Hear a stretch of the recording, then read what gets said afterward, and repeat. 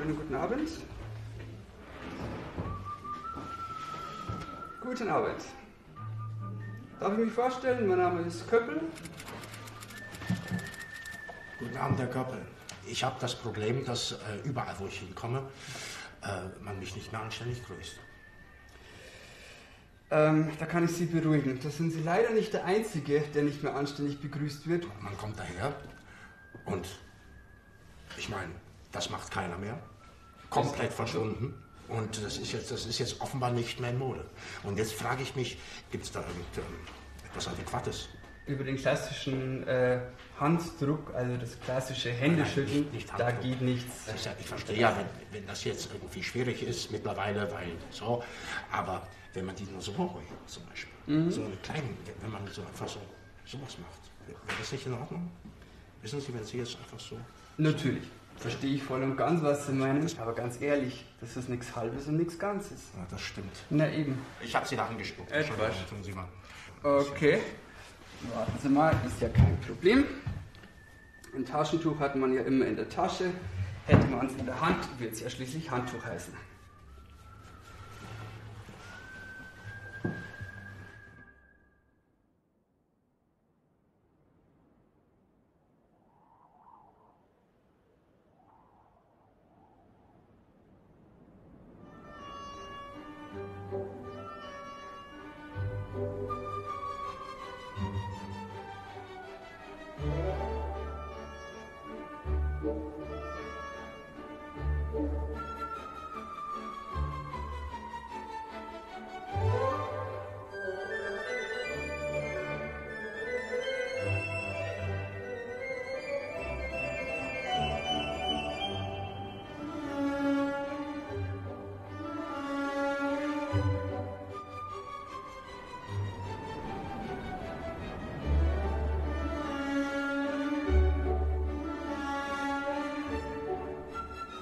Das Volk hat mich wohl am meisten überrascht. Nun habe ich ja wirklich das Menschenmögliche getan, um auf diesem vom Feinde entweihten Boden die Grundlagen für eine Fortexistenz zu zerstören. Von daher hätte es dieses Volk doch eigentlich gar nicht mehr geben dürfen. Es ist aber, wie ich jetzt feststelle, immer noch da. Das ist mir einigermaßen unbegreiflich. Wovon wollen Sie die eigentlich bezahlen? Ich verstehe. Andererseits, ich bin ja auch da. Und das verstehe ich genauso wenig.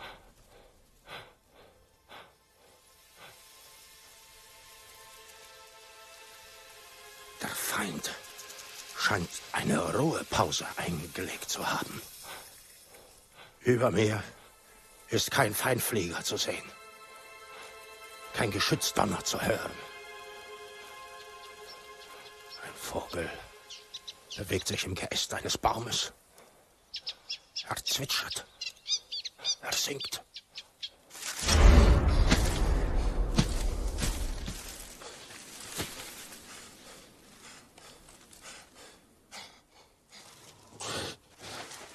Der körperliche Zustand ist erfreulich. Ich bin wohl vollständig gesund, von den Kopfschmerzen einmal abgesehen. Liegt denn der Dönitz auch irgendwo hier rum?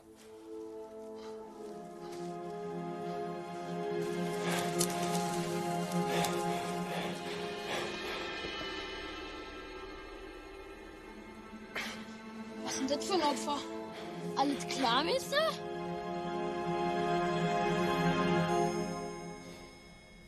Ach, die Jugend. Die Jugend ist die Zukunft.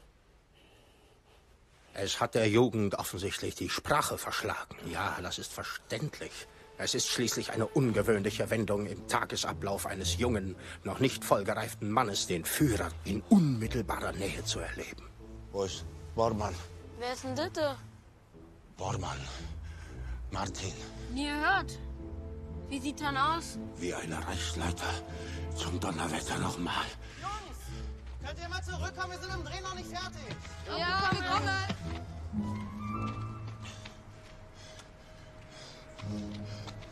Hitlerjunge Ronaldo. Wo geht es zur Straße?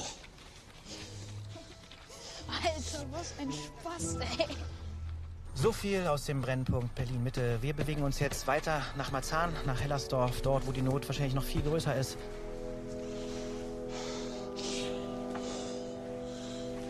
Ich muss dringend zurück in den Führerbunker.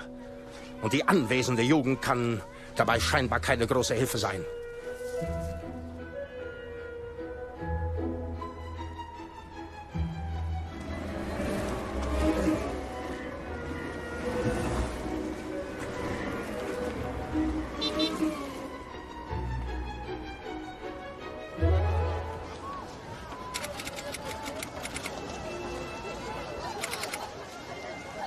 Die Trümmer sind verschwunden, aber die Menschen scheinen gänzlich verrückt geworden zu sein.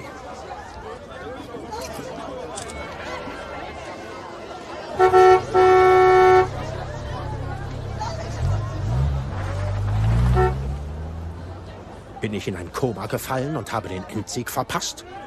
Ich weiß nicht genug über meine Situation. Ich brauche mehr Informationen. Können Sie mir sagen, wie ich zur Reichskanzlei komme? Dringend den schnellsten Weg zur Reichskanzlei.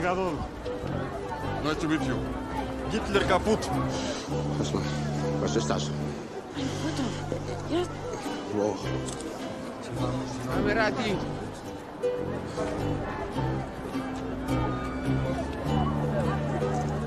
Entschuldigung, wo geht es zur Reichskanzlei? Okay, verpiss dich. Sagen Sie mir bitte sofort, was zur Reichskanzlei geht. Das Überleben des deutschen Volkes steht auf dem Spiel. Machst du eine Macke oder was, Mann? Ich kann nicht reden, Mann. Ich bin eine Pantomime, Mann. Siehst du das nicht? Such den eigenen Platz, Mann. Alter, verpiss dich, Mann. Wirklich, Mann. Es ist nicht zu bestreiten, irgendetwas war hier völlig außer Kontrolle geraten.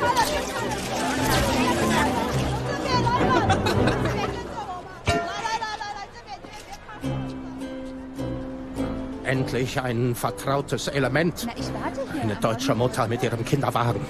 Doch. Welches Datum haben wir? Reden Sie. Welches Jahr haben wir?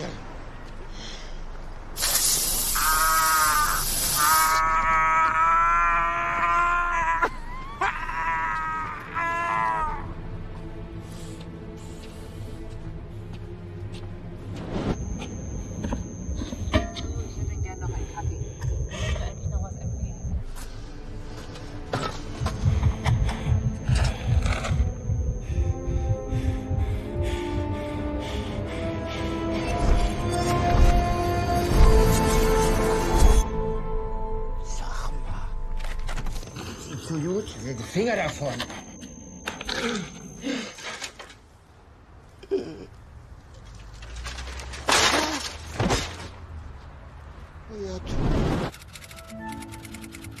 Morgen. Guten Morgen. Guten Morgen.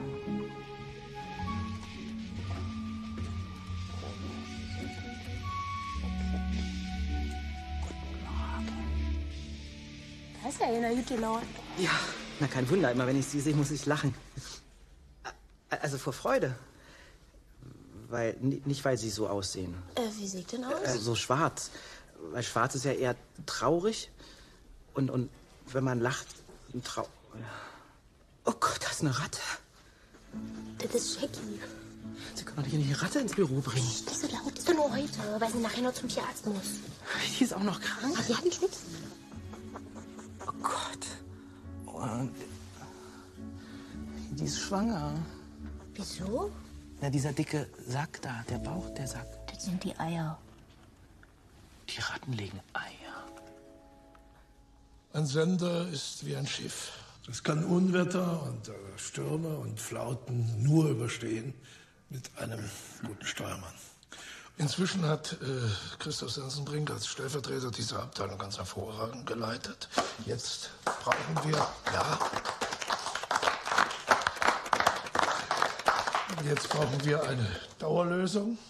Meine Damen und Herren, der neue Geschäftsführer, Katja Bellini.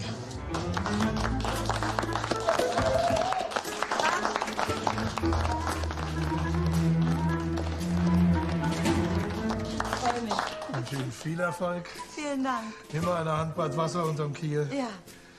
Und machen Sie nicht zu viele Fehler. Hoffentlich nicht. Ich danke Ihnen von Herzen für diese großartige Chance und für Ihr Vertrauen. Und ich freue mich vor allem auf die Arbeit mit jedem Einzelnen von euch. Ich sage, Leinen los und an die Arbeit. Ich auch. Hm? Das Salz fällt gut.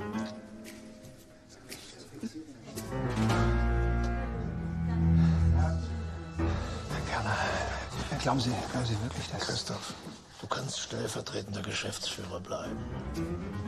Stellvertretender? Gut. Christoph. Zu dir rein. Dankeschön, das ist sehr nett von Ihnen. Vielen Dank. Herr Sensenbrink wollte nachher noch mit Ihnen sprechen, ja. Oh, ja. Gut. Gleich die nächste fiese Ratte. Nee, aber Sensenbrink, mit dem ist man echt gestraft. Mein Gott, wenn Sie bei Wikipedia das Wort Vollpfosten eingeben, wissen Sie, was da kommt? da kommt eine Definition des Wortes Vollpfosten. Und in Zukunft ein kleines Foto von mir. Aha. Kommen Sie mal kurz. Sie können mich doch nicht einfach so entlassen. Einfach so.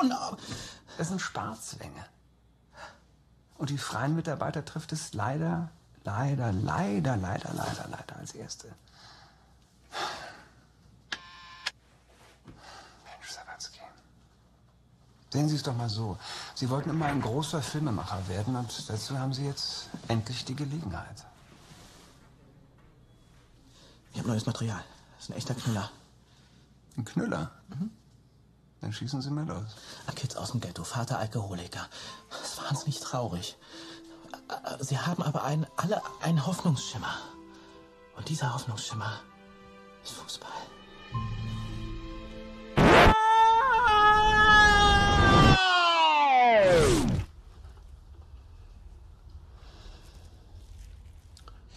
Geht's wieder?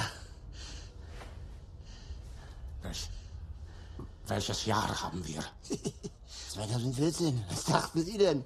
Wir sind 45? Ich muss... Nee. Sie sitzen. Ist das eine Entführung? Ja.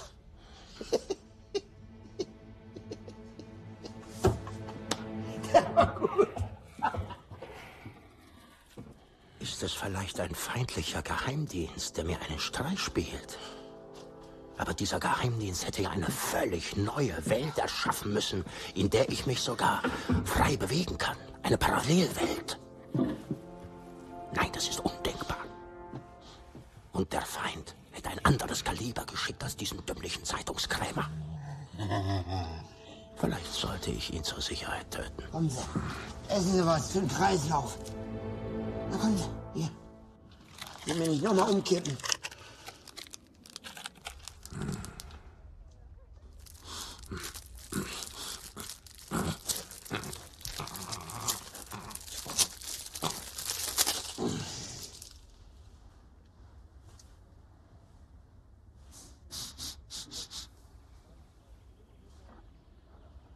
Industriell verpresstes Korn. Sind denn die Versorgungsengpässe mit Brot immer noch nicht behoben? Drehen Sie hier? Irgendwo? Drehen? Ja, so Fernsehen oder Dokumentation, irgendwas. Laufen Sie immer so rum? Eigentlich schon, ja. Und das ist erstaunlich süß. Ja, Wahnsinn. Ihre ganze Haltung. Man könnte ja denken, Sie wären's. Ich wäre... Was? Der Führer. Ich bin der Führer. Sie sind ja wahnsinnig.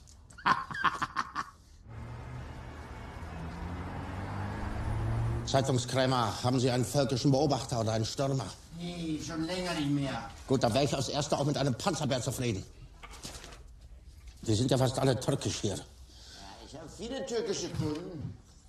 Türken in Berlin? Das ist ja bemerkenswert. Hat das Osmanische Reich es also geschafft, den Krieg zu wenden? Eine solche Leistung hätte ich den Türken gar nicht zugetraut. Ja. Ist unser Leben vorbestimmt? Wer bestimmt unser Schicksal? Tja, das will ich auch mal gerne wissen. Das hätte ich mir auch nicht träumen lassen, dass das Schicksal sie eines Tages mal hier bei mir reinschneiden lässt. Was sagen Sie? Naja, das ist das Schicksal.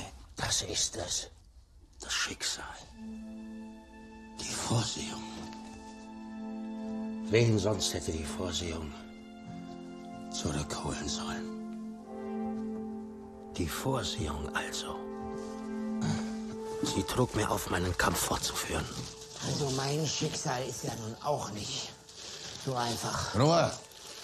Und der erste Schritt hierbei ist doch stets die Informationsbeschaffung. Material hierzu gab es ja genug in einem Zeitungskiosk. Nun, allem Anschein nach wurde ich für tot gehalten.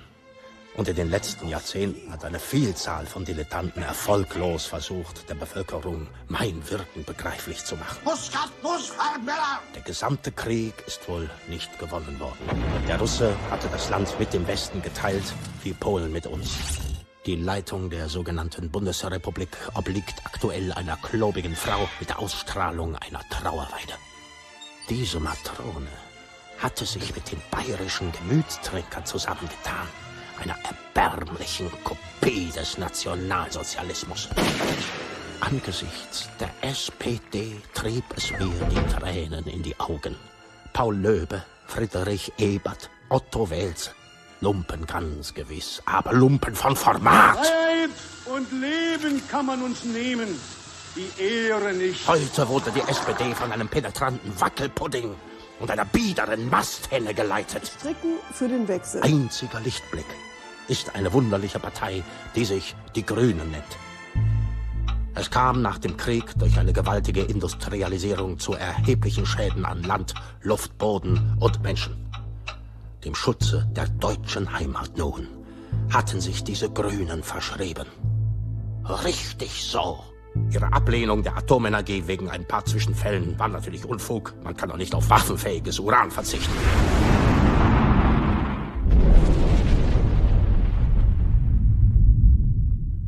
Selbst Polen existiert noch. Und das auf deutschem Gebiet. Hätte ich mir den ganzen Krieg ja schenken können.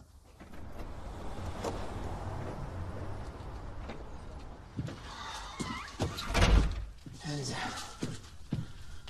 ich habe nichts dagegen, wenn Sie 1 oder 2 Nächte hier übernachten. Aber nicht, dass Sie mir hier den Kiosk ausräumen. So, jetzt hören Sie mal. Sehe ich aus wie ein Verbrecher? Sie sehen aus wie Adolf Hitler. Eben.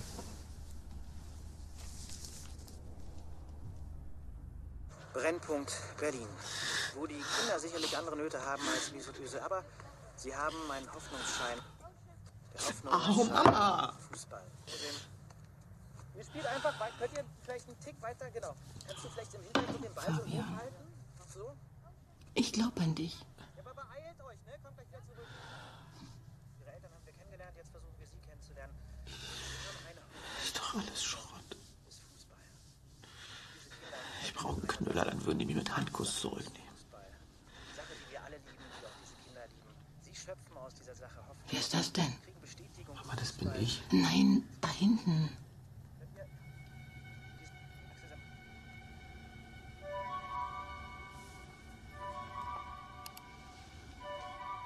Er sieht doch aus wie Hitler.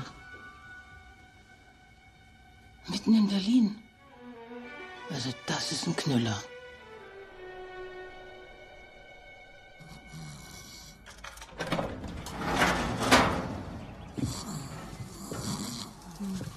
Was ist denn eine Luft hier? Was? Schieben Sie mal den anderen Ständer raus. Na? Das muss ich auch noch arbeiten. Mensch, sitzt da rum den ganzen Tag.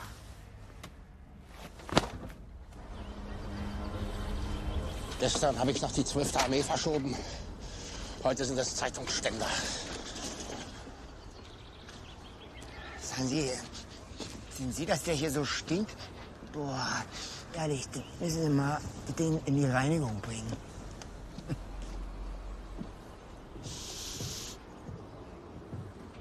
25, 30 und so 50. schön. 28. Da bin ich aber froh. Ja, das ist nicht, Tschüss. Bis Ja, nächste danke. Woche. Tschüss. Auf Wiedersehen. Hallo.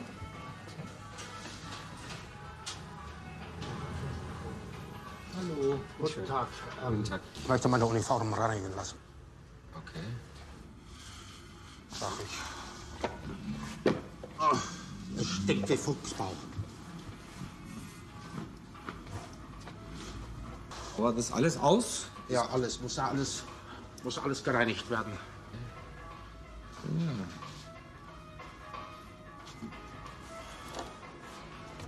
Nein, das Unterhose ist nicht. Nein, Würden Sie die auch? das anziehen. Nein? Ja, aber die ist Nein, schon das etwas... nicht. Nee. Nein, das an. Die ist vollkommen dreckig. Und was machen jetzt das hier? Reinigen. Tut mir leid. Mantel und Hose. Herrenhose. Sakko 5 Euro. Und auch Unterhose. Unterhose auf, Unterhose nicht machen ich. Bitte machen Sie auch die Unterhose. Oh, ja. Ich kann mit der Hose nicht auf der Straße mehr rumlaufen. Das ist ganz...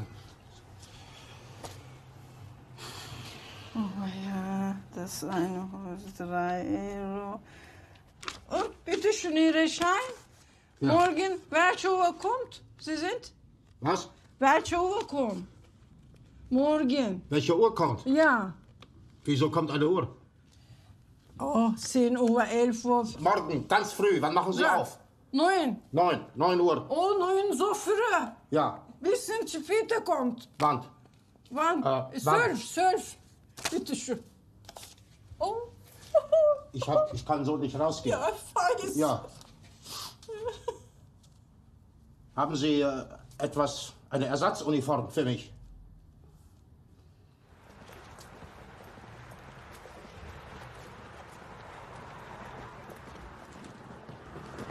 Kommen Sie! Was ist los? Kommen Sie! Wer ist er? Hier, Wer ist das? der junge Mann. Er hat den ganzen Morgen alles hier abgesucht nach ihm. Vom Fernsehen, Privatfernsehen. Kann man doch so sagen, oder? Ja, natürlich. Sawatzki, Fabian. Hitler, Adolf. Großdeutsches Reich. Super, Ihr Manager sagte mir, dass Sie ein Programm haben? Natürlich habe ich ein Programm. Na, dann lassen Sie mal was hören. So um 45 Uhr zurückgeschossen. Sowas? Wenn Sie schon meine Rede zitieren, dann wissen Sie doch sicher auch, wie sie weitergeht. Die geht weiter, ja? Ich würde. Von jetzt ab wird Bombe mit Bombe vergolten. Was wissen Sie von Polen? Polen, Hauptstadt Warschau. Das ist Bücherwissen. Jede Papiermotte kann sich das anfressen. Wie sieht es mit der Praxis aus? Sie haben 1,4 Millionen Mann. Und nur 30 Tage, das ganze Land zu erobern. Warum habe ich nur 30 Tage? Wo greifen Sie an? Und was tun Sie, damit der Rumäne stillhält? Der Rumäne? Oh, pardon. Wen schert der Rumäne? General Sawatzki. Der schaut nicht links, der schaut nicht rechts, der marschiert einfach drauf los. General Sawatzki marschiert einfach los. Der Pole ist ja ein leichter Gegner. Aber was ist denn das? Plötzlich hat unsere Armee lauter kleine Löcher im Rücken. Und aus diesen Löchern, da rinnt und quillt das Blut der deutschen Helden. Hat unser General etwa das polnisch-rumänische Militärbündnis vergessen? Sie, Sawatzki, Sie finden für keine Armee der Welt den Weg nach Polen. Sie finden ja noch nicht mal den Weg in Ihre eigene Uniform. Ich hingegen, ich weiß jederzeit, wo meine Uniform ist. Und zwar in der Reinigung. Entschuldigung. Also, damit haben Sie mich jetzt wirklich abgeschossen. Die Nummer war vorbereitet, oder? Ja, natürlich. Wir hatten das seit Juni alles komplett durchgeplant. Das merkt man. Das ist... Was für ein Glück, dass Sie mir begegnet sind. Ich meine, das ist meine Chance. Das ist Ihre Chance. Ich bringe Sie ganz groß raus. Sie marschieren durch das moderne Deutschland und ich begleite Sie mit der Kamera dabei. Die Idee gefällt mir. Sagen Sie, Ihre Uniform, Sie haben sie aber bis morgen zurück, oder? Ja, natürlich. Gut. Das ist schließlich eine Blitzreinigung. Oh Gott. Blitz! Oh Gott. Es tut mir leid. Das ist total peinlich jetzt. Es tut mir wirklich leid. Du hattest komplett recht. Der ist wirklich sensationell. Und der spielt es gar nicht, sondern der ist es einfach. Von wem redest du jetzt? Von Adolf Hitler. Ah ja, schön. Das Einzige, was mir fehlt, ist Geld. Es muss auch gar nicht viel sein, aber nur so ein bisschen. Das Geld ist super gut angelegt. Brauchst du dein Auto in den nächsten Tagen?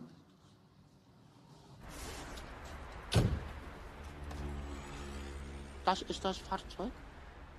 Ja. Aber das ist doch kein Fahrzeug. Ich weiß, es ist jetzt nicht so wie... aber Sie hat doch niemals eine Bodenpanzerung gegen Minen. Aber dafür habe ich Kleidung für Sie.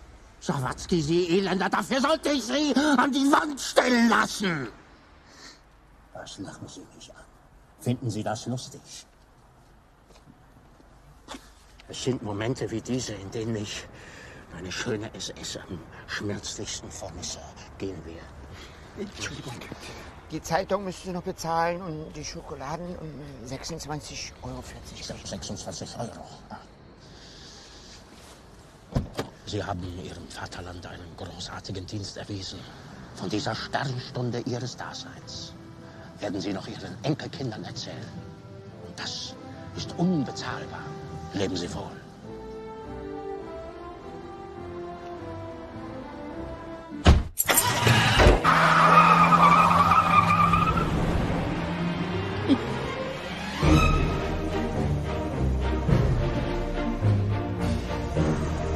Wie heißen Sie eigentlich wirklich? Adolf Hitler, wie oft denn noch? Wirklich?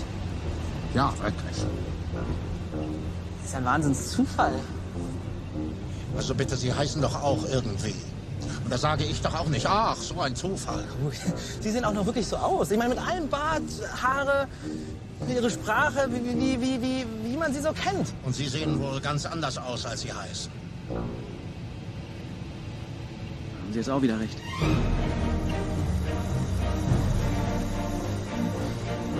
Der Führer im Norden Deutschlands, hier an den Wind- und wellenumtosten Klippen von Sylt.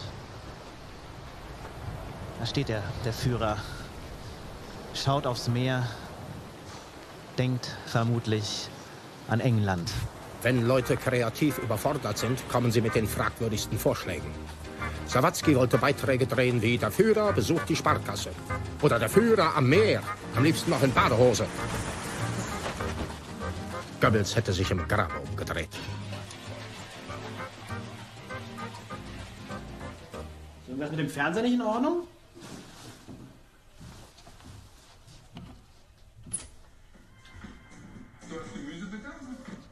Das ist der Fernseher. Ja. Fortschrittliche Technik. Welch grandiose Möglichkeit der Propaganda. Aber warum ist denn da ein Koch? Es muss doch in Deutschland oder auf der Welt irgendwo etwas Interessanteres stattfinden als dieser Koch. Diese Uhrzeit scheinbar nicht. Auf dem Küchenschrank entdeckt Eileen ihre Leibspeise. Rote Grütze mit Vanillesoße. Bei so einer Leckerei entwickelt Ich sie gleich wieder ganz lecker zu. Show us what you got.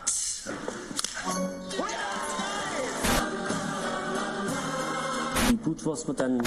Und das auch noch mit meinem besten Kumpel. Scheiße, ich hab mir erhofft, ein bisschen Sex zu haben, aber war ja wohl nicht. Dann habe ich Ihnen an diesem Nachmittag mit meinen Anwälten gedroht, Da wenn wird ich... himmelschreiender Blödsinn geredet und die Gerichtsmatrone da, die nickt eifrig dazu und das mit völlig ernstem Gesicht. Ich bin froh, dass Goebbels das nicht mehr mitbekommt. Auch Sie haben sich von meiner Frau schmieren lassen. Da kriegt man ordentlich Lust, einmal mit einer 8,8 Flagge dieses gesamte versammelte Gesindel hineinzuhalten. Für mich war jetzt klar, welches Thema ich in Sawatzkis Fernsehbeiträgen behandeln würde. Politik. Wir fahren durch das ganze Land und befragen die Leute Hm? zu den Themen, die so herrschen und wo ihnen der Schuh am meisten drückt. Ach so. Ja, ich würde sagen, der Schuh drückt am meisten beim Lohn, ne?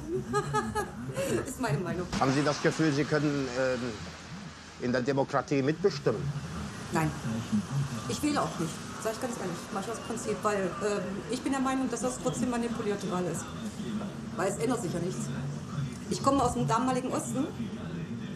Und bei uns war das ja sowieso, wir mussten ja das Kreuzzeichen machen, wo es hinkommt. Und ich bin der Meinung, dass es hier nicht anders abgeht, dass die Kreuze dann irgendwo von jemand anders noch nachträglich gemacht werden. Muss ich ganz ehrlich sagen. Ja, es hat auch jeder Angst, darüber überhaupt zu sprechen. Ja. Ich finde zum Beispiel ganz viele Man Leute... darf ja auch nichts sagen. Wenn ich hier mal zum Beispiel was sage, es wird ja gleich als ausländerfeindlich ausgelegt. Ja. Und die Kinder, die Ausländischen, die benehmen sich hier wie Olum, ganz ehrlich. Also die schmeißen hier Sachen vor die Scheiben, was weiß ich nicht. Sage ich dann was, dann muss ich ja noch Angst haben, dass die Eltern hier anstehen und mich abstechen. Richtig, ich werde mich darum kümmern. Darf ich von Ihnen ein Foto machen? Aber natürlich. Kommen Sie Mein her. Name ist übrigens Annette. Mein Name ist Adolf. Ich grüße Sie. Ich hatte nichts anderes erwartet. Die Demokratie hatte in den Jahrzehnten meiner Abwesenheit nur geringe Spuren in den Köpfen hinterlassen. Aber man könnte schon einiges verändern. Was zum Beispiel meinen Sie da? Arbeitslager. Schon Arbeitslager. Ja, ich bin so hart. Und sage das. Ja, ich auch. So wie es ist. Ja, natürlich. Um die Lager, da kümmere ich mich. Gut. Das mache ich. Ich helfe dabei. Wir haben das in etwas kleinerem immer auch schon in Deutschland das Problem. Und was sehen Sie da für Probleme in Deutschland? Ja, die Badleute und die da verdächtig sind, die müssen rausgeschmissen werden. Wohin auch immer. Dann sollen sie runtergehen. Und Sie können ja wieder nach Hause gehen. ja, die sind ja teilweise von hier, aber trotzdem soll sie weg. Ja, aber dahin, wo sie herkommen. Wo oder die sie, Eltern. da, wo sie hinwollen, da soll sie dann auch bleiben. An welche denken Sie da speziell? Ja, an diese Salafisten. Die Salafisten? Ja, weg. Es gab eine stumme Wut in der Bevölkerung, eine Unzufriedenheit mit den Zuständen, die mich an 1930 erinnerte. Nur, dass es damals dafür noch nicht dieses treffende Wort gab: Politikverdrossenheit. Wer den Mensch kennt, liebt die Tiere. Das ist richtig. Wo sehen Sie die Probleme in Deutschland? Dass immer mehr Ausländer hereinkommen, das finde ich nicht so schön. Aber ändern können wir kleine Menschen ja eh nichts. Aber wenn sich viele kleine Menschen, kleine Männer und kleine Frauen zusammentun und einen starken Großen wählen, dann könnte man natürlich etwas verändern. Das ist richtig. Diese Vermischung der Rassen, die passt auch nicht zusammen. Und das sieht man an dem Schäferhund. Das ist ein reiner Rassiger. Richtig. Und wenn Sie den Schäferhund jetzt mit einem Dackel mischen, was kommt dann dabei raus? Ein Schäferdackel. Und wie sieht das aus? Lustig. Und jetzt stellen Sie sich mal vor, es würden sich zwei Schäferdackel miteinander paaren. Da kommt doch nie wieder ein Schäferhund raus. Da ist doch der Schäferhund dann vollkommen verloren. Richtig. Die Rasse ist doch weg. Ja. Und das ist doch das, was gerade in Deutschland passiert. Genau. Der IQ-Quotient, der aus Afrika, wir reden jetzt nur Afrika, Ja. der hier nach Deutschland rüberkommt, beträgt im Schnitt zwischen 40 und 50. Hier in Deutschland hatten wir schon mal über 80 gehabt. Sie meinen, der Intelligenzquotient, der lag früher mal bei 80? Bei 80 und teilweise noch drüber. Hier in Deutschland, ja. Und wo liegt er jetzt? Ich denke mal, der IQ liegt aber ungefähr bei maximal 60%. Maximal. Aber je mehr Ausländer hier reinströmen, je niedriger wird er. Umso niedriger wird der IQ. Wird er ja. Dann haben Sie recht. Das muss man so sehen. Eins sage ich Ihnen, und das schwöre ich Ihnen. Ich lasse mich für mein Vaterland schießen, wenn es sein muss. Es reichte ein paar Stichworte wie einen Köder auszuwerfen. Und schon zappelten sie an der Leine. Da denke ich mal an Ebola. Ja, das gab es bei uns vorher nicht. Und jetzt kommen so viele da hierher. So. Und jetzt gibt es bei uns den ersten Ebola-Tod. Ja, selbstverständlich. Ja, was glauben Sie, wie das alles rüberschwappt? Ja. Nur weil wir Deutschen den Mund nicht aufmachen dürfen, weil uns immer noch etwas anhängt? Da muss ich Ihnen ehrlich sagen, das ist nicht meine Meinung. Da bin ich ganz konsequent. Bin kein Radikaler.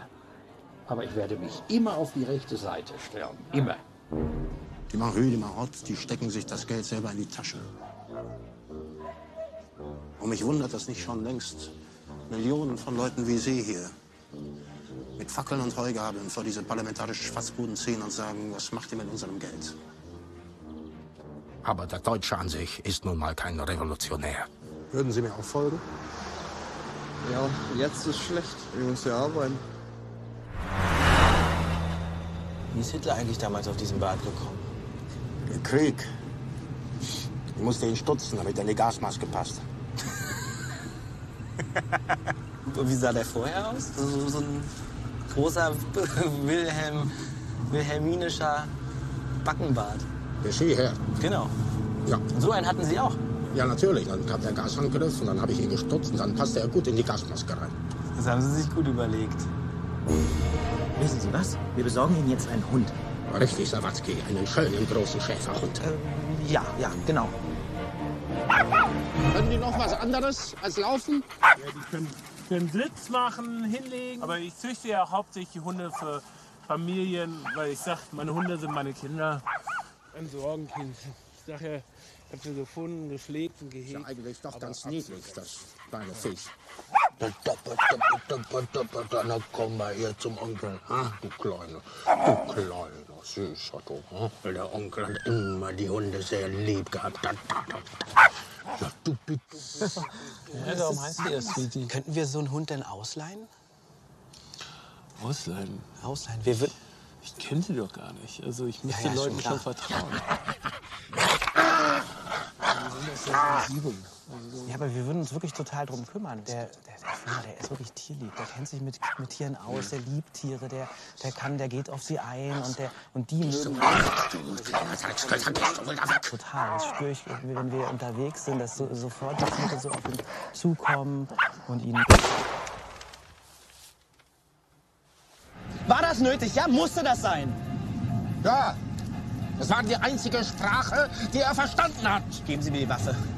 Nein, das ist meine Geben Waffe. Sie mir die Waffe mit der Waffe. geladenen Pistole hier rumlaufen. Man kann es mit diesem Method Acting auch wirklich übertreiben. Die behalte ich jetzt.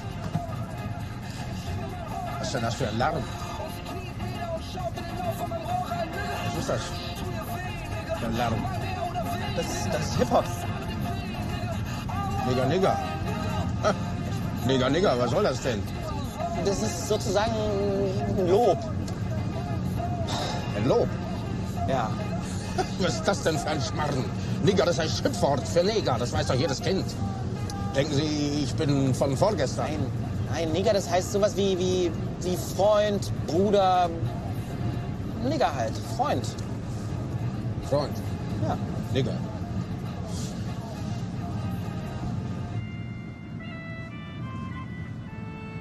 Hey, Nigger. Ah!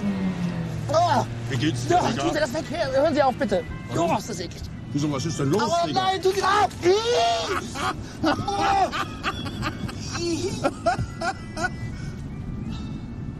Reißen Sie sich zusammen! Komplett verweichlicht und degeneriert. Aber warten Sie nur. Aus Ihnen mache ich noch einen ganzen Kerl. Ist doch nur ein toter Hund. Jetzt bist du unbedingt dagegen gewesen. Besser, nicht jetzt.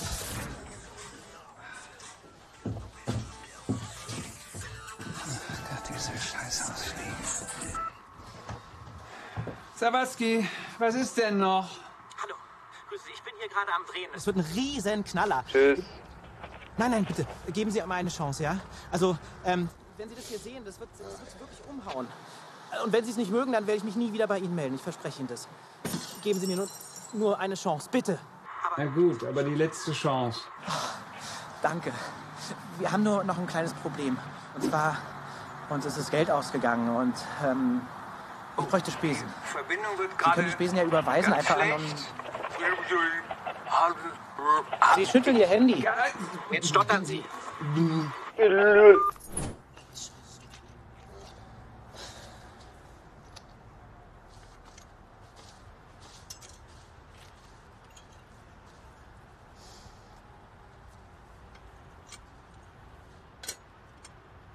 Was haben die da gemacht?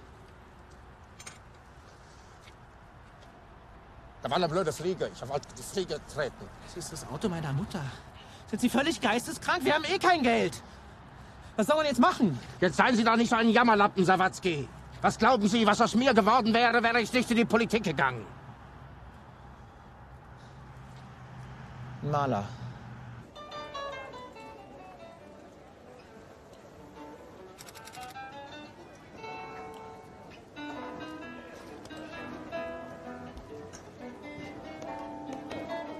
Hallo, grüße Sie.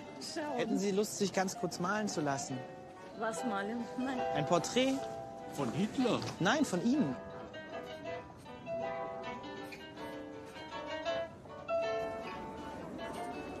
Ich bin fertig. Welche das Schaf? Karikatur? Es ist Angst zu Ihnen.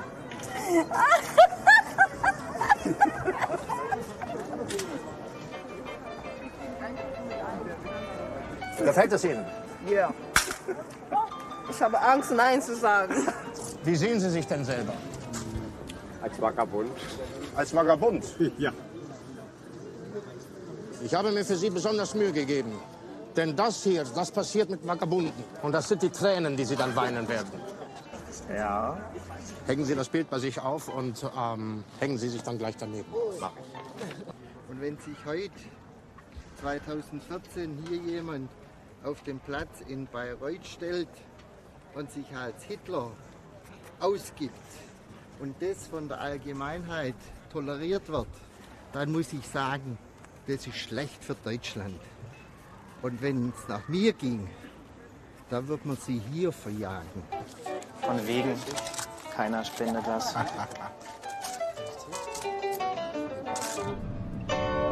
Sind Sie eigentlich verheiratet, Sawatzki? Nee. Das habe ich mir gedacht. Was soll das jetzt wieder heißen? Nun, um Frauen zu gewinnen, da braucht man Mut. Und Mut, das ist ja genau das, was Ihnen fehlt, Sawatzki. Frauenherzen, die gewinnt man nicht durch Zögern und Zaudern. Sondern man muss alle Kräfte massieren und dann, Sawatzki, dann Attacke. Dann schreiben Sie doch so einen Ratgeber à la Hitler. Mein Kampf mit meiner Frau.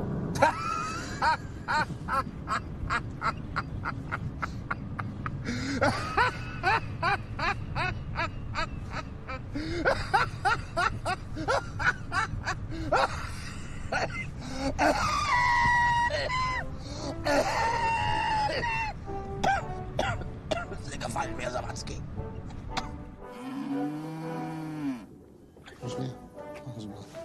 Lassen Sie mal den Zaun an. Das trauen Sie sich nicht. Kommen Sie her, fassen Sie an. Au! Oh!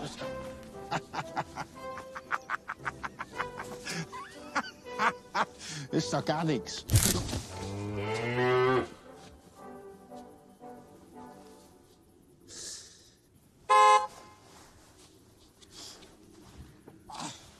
Ich habe nichts gespürt.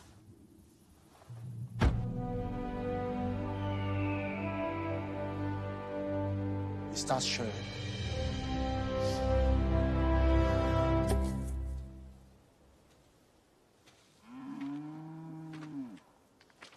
In den 30er Jahren müssen Sie mich ja noch erlebt haben. Ja, ich habe es nämlich gerade kennt, den Herrn Kennedy. Ja, wir haben gerade darüber gesagt, er schaut aus wie der Hitler. Genau. Ich bin's. Was halten Sie von der CSU? Nichts mehr. Von was halten Sie dann? Was? Ich würde mit den Grünen koalieren. Die Grünen? Ja. Ja, das wäre sehr gut. Umweltschutz ist doch nichts anderes als Heimatschutz. Umweltschutz ist gut und es ist auch ein christlicher Wert. Früher war ja auch nicht alles schlecht. Es war ja nicht so, dass alles schlecht war. Nein, das kann man nicht sagen. Aber es ist schlecht geworden durch die Ja, Politik. Kann man überhaupt Man darf ja nicht jammernd in die Vergangenheit blicken. Doch, das darf man schon. Muss aus der Vergangenheit was lernen und sowas dürfte sich nie mehr wiederholen. Das Ja, wiederholt weißt du, sich was nicht das mehr. ist? Diesmal machen wir das richtig. Ja. Das ist naiv, wie du denkst. Nein, das ist überhaupt nicht naiv. Wir machen das richtig. Das ist überhaupt nicht naiv. Sie sollten mich unterstützen. Würden Sie mich unterstützen? Nein, auf keinen Fall. Auf keinen Fall würde ich Sie unterstützen. Haben Sie einen Stift? Müssten wir mal die Adresse notieren. Das ist nur für die erste Verhaftungsfälle. Ja. Und danach Okay. sehen wir weiter. Nein, ich habe keine Angst nicht davor. Deutschland, ich liebe dich!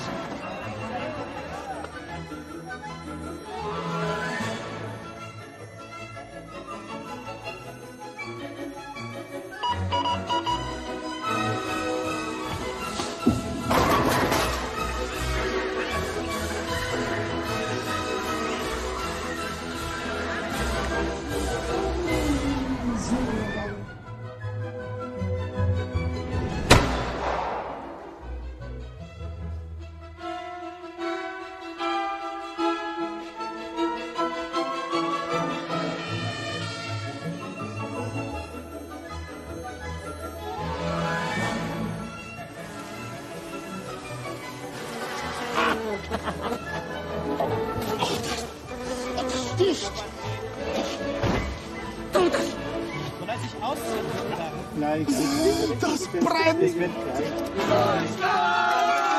Deutschland!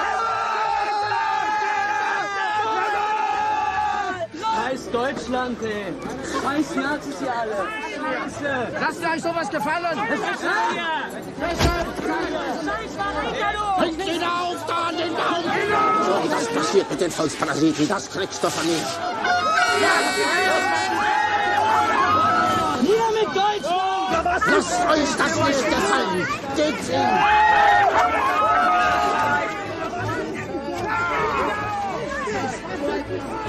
Warte mal, mach ein Foto mit mir und Alf. Ja, ich mach dir ein Foto mit dir und Alf. I love Hitler. Darf ich Sie umarmen? Da läuft Hitler rum. Einfach so. Hitler-Selfie, yeah! Der hat so viel der Untergang. Wie geil ist das denn? Sich aber gut gehalten. They are making a film. Ich stand direkt. Hitler leider geil.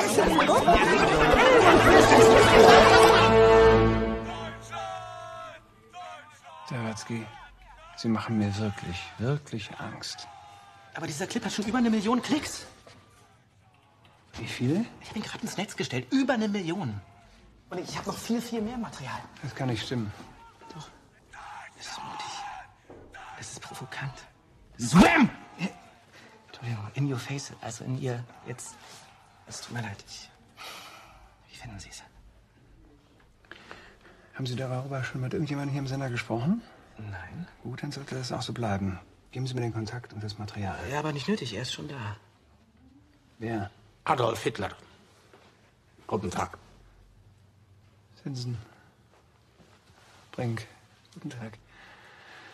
Sawatzki, kommen Sie bitte mal. Das ist doch kein Zirkus hier. Jetzt noch mal ganz langsam für unsere Steinmetz-Freunde zum Mitmeißeln. Ja, Sie schnappen sich jetzt Ihren Knallchargen da und machen sich hier vom Acker. Herr Hitler, nicht da rein!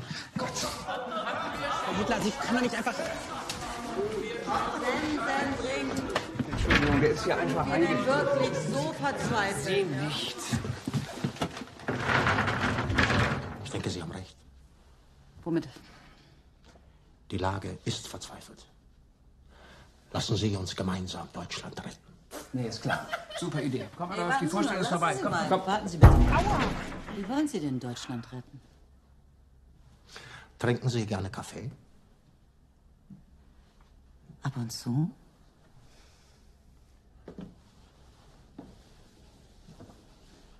Sie. Trinken Sie gerne Kaffee? Ja, Woher kommt Ihr Kaffee?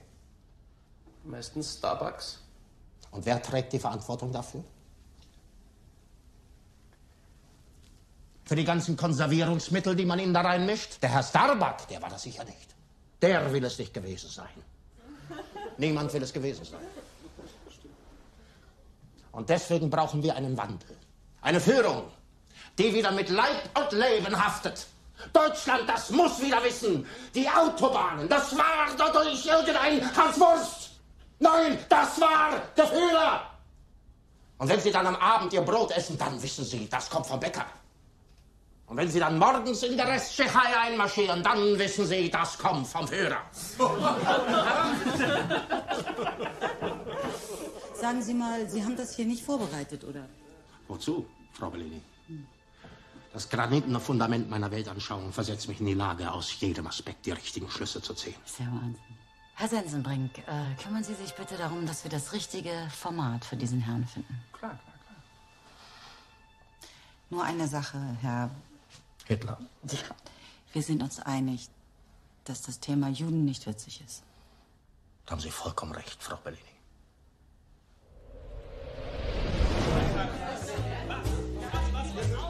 Ich habe nur wenige Paradefrauen in meinem Leben kennengelernt. Die Riefenstahl war so eine und auch die Bellini ist wohl vom selben Kaliber. Ihr sehniger, straffer Körper hält sich aufrecht. Sie ist aufmerksam, stets bereit zur richtigen, raschen Reaktion, wie eine lauernde Wölfin. Wenn sie angespannt ist, zieht sie vielleicht eine winzige Spur kräftiger an ihrer elektronischen Dampfzigarette. Aber sonst hat sie sich immer im Griff. Ein Prachtweib. Und wie lief's? Wie zu erwarten. Herr Sensenbrink, wie war's denn? Was? Na, da drin. Ach so, gut. Okay, dann bin ich wieder drin. Oh, ich steck so voller Ideen, ich platze. Ich melde mich bei Ihnen. Nee, Moment mal, Sie müssen sich wieder anstellen, sonst nehme ich ihn wieder mit, den Hitler. Gut, wie Sie wollen. Ich werde dafür sorgen, dass Sie in diesem Laden wieder eine tragende Rolle spielen. Danke.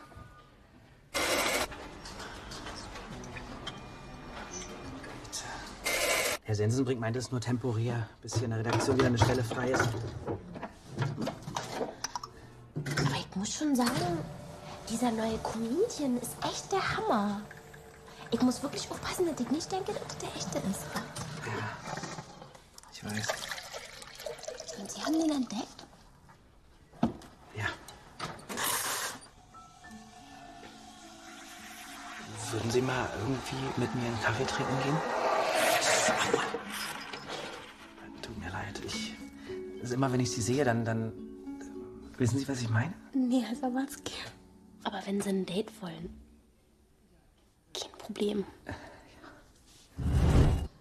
Und ihr seid also so Freunde von Franziska? Sieht so aus. Und seid ihr auch so Gruftis? Oder Gothics? Oder wie nennt man sich?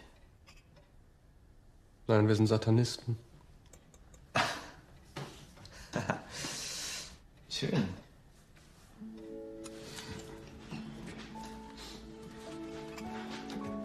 Das ist Fabian, Oma. Ich werde nichts unterschreiben. Nee, muss er ja auch nicht. Was wollen wir überhaupt? Wo haben wir die denn? Schön haben Sie es hier. Der Kuchen ist toll. Haben Sie den gebacken? Warum verarschst du sie jetzt? Wie bitte? Die Frau ist dement. Und du fragst sie, ob sie eine Mandelsahne-Erdbeertorte gebacken hat. Bist du ein Sadist? Nein.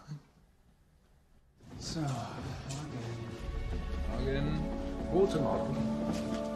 So, das wäre dann ab sofort Ihr neues Bereich. Richten Sie morgen. Das ist der Hitler, das ist der Michael. Dürfen wir mal, Michael? Guten Tag. Ja, funktioniert. Was hat er? Lachst du da drüben weiter, Michael? Kann ich hinterher wieder zurückkommen? Das schauen wir mal. Ja. Und dann hole ich Sie später ab, wegen dem Training. Ich brauche kein Training.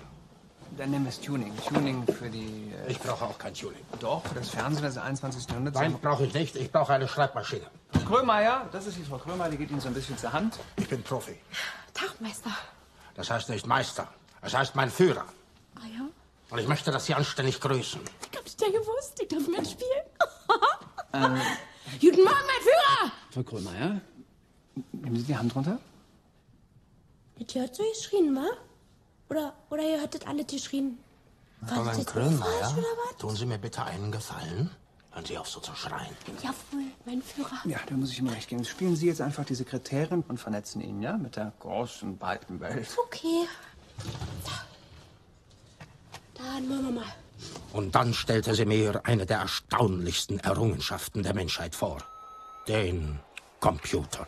Ich konnte früher mit diesem Computerwesen nie viel anfangen. Für die Truppe schien es zu unhandlich. Aber die folgenden Computer wurden immer handlicher. Und dann kommt ein gewisser Douglas Engelbart und erfindet diesen Mausapparat. Ich nehme die mal wieder ab, ja? Damit bewegen Sie quasi den kleinen Zeiger auf dem Desktop. Ja, probieren Sie mal. Mit der Maus. Genau, einfach Doppelklick auf die linke Seite. Das machen Sie richtig super, Herr Hitler. Also dafür, dass Sie das erste Mal machen. Unter welchem Namen soll ich denn Ihre E-Mail eintragen? Na, unter meinem natürlich, Adolf Hitler. Heißen Sie wirklich so? Nein, ich heiße natürlich nicht wirklich so. In Wirklichkeit heiße ich Schmuel Rosenzweig. Na, das ist doch super. Schmuel ist doch doof. Schmuel, schreibe ich das mit H?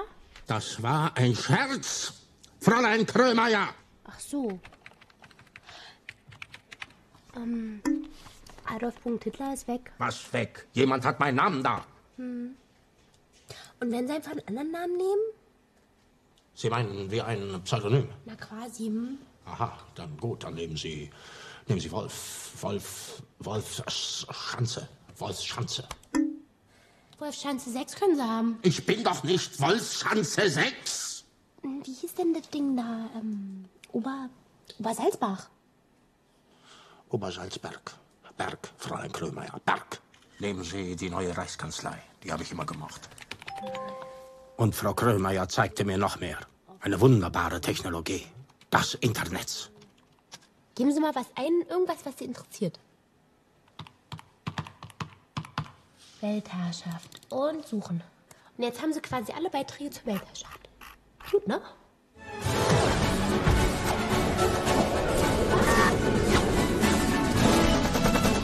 Oh. Also dieses Wikipedia. Da sieht man ja schon im Namen den Erfinderreichtum der Arier. Pedia wie Enzyklopädie und Wiki wie das Forscherblut der Wikinger. Weinen Sie, mein Führer? Nein. Mir kommen auch gleich die Tränen, Mensch. Gestalten wie diesen Sensenbrink kenne ich zu Genüge. Sensenbrink hofft, er wäre ein Erfolgsmensch. Doch er ist nur ein Erfolgsbegleiter. Und weil er das ahnt, fürchtet er den Augenblick, in dem deutlich wird, dass der Erfolg nicht nur nicht der seine ist, sondern nicht einmal von seiner Begleitung abhängt. Das kann nur schief gehen. Hitler in der Primetime. Steckt uns ja gleich der Zentralrat aufs Dach. Ja, Zibeline ist dir über. Na, wart's mal ab. Ich steck den Hitler nämlich in die krasse Altershow. Das Feuilleton. Nicht auszudenken, der Shitstorm, der dann losgetreten wird. Die Hitler-Nummer. Durch der Katja Bellini. Endgültig das Genick. Asylanten und Zigeuner. Minderheiten. Finde ich super. Juden, Ausländer, Homosexuelle und KZs. Das finde ich jetzt erstmal sehr spannende Themen. Da wird mir ja sogar was einfallen. Jetzt würde ich mir von Ihnen wünschen, dass Sie sich Gags ausdenken. One-Liner. Aber soll das dann irgendwie positiv, also so gebrochen sein, ironisch, oder was? Verstehe ich jetzt nicht, was da rauskommen soll. One-Liner, es soll witzig sein. Rassistische Witze sind rassistisch, das ist schon klar. Mhm. Finde ich gut. Sie finden Rassismus gut? Wenn jemand das Thema Rassismus zu seinem eigenen macht, dann wir. Also um glaubwürdig zu sein, muss er das ja machen. Sehr gut, sind wir schon mittendrin. Was ich damit nur sagen will, es gibt keine Denkverbote, es gibt keine roten Linien. Und wenn Sie in sich eine rote Linie spüren, lade ich Sie herzlich ein, über diese Linie hinüberzugehen. Salafisten und Juden haben vieles gemeinsam. Beschnitten, Hakennase und leicht entflammbar. Wir haben die Juden gebeten, ihr Fahrt nach Auschwitz zu bewerten. Die gaben alle 1 Stern ab. Was sagt ein jüdischer Kinderschänder? Ja, willst du einen Bonbon kaufen? Entschuldigung, wenn ich da noch ein bisschen nachkichere. Ein Salafist kommt nach Hause, hört sein Kind schreien. Was für ein Terror. Ich habe keinen Führerschein. Man hat mich in der Prüfung gefragt, wo der Vergaser ist. Ich habe gesagt, im zweiten Hof, rechte Tür. Sprichwörter verändern sich. Früher bedeutete Asche auf mein Haupt, dass man im Urlaub in Auschwitz war. Ich weiß nicht, ist das, was Sie hier haben wollen? Ja, genau das. Hey! Hi! Bitte nur mal schnell Hallo sagen. Freut mich. Ja, mich auch. Das sieht ja toll aus. Christoph, hast du mal eine Sekunde? Was ist denn? Ja, du, das ist ja eine tolle Idee. Ja? Hitler in der Sendung. Aha. Werde ich jetzt überhaupt nicht mehr gefragt? Weißt du, ich verstehe hier gerade nicht mehr das Konzept meiner eigenen Show. Ist lustig? Ach ja. Hitler ist immer eine Gratwanderung, das weißt du. Ja, das weiß ich. Aber mit solchen Gratwanderungen spielt doch deine Show. Ich gehe mal davon aus, dass es heute eine einmalige Nummer ist. Habe ich dein Wort, ja? 2. Was? 2 Worte. Michi. Jeanette, bringst du noch was zu trinken? Ich heiße Janine. Die Show, die ist live. Und deswegen müssen Sie jetzt keine Angst haben. Seien Sie einfach Sie selbst.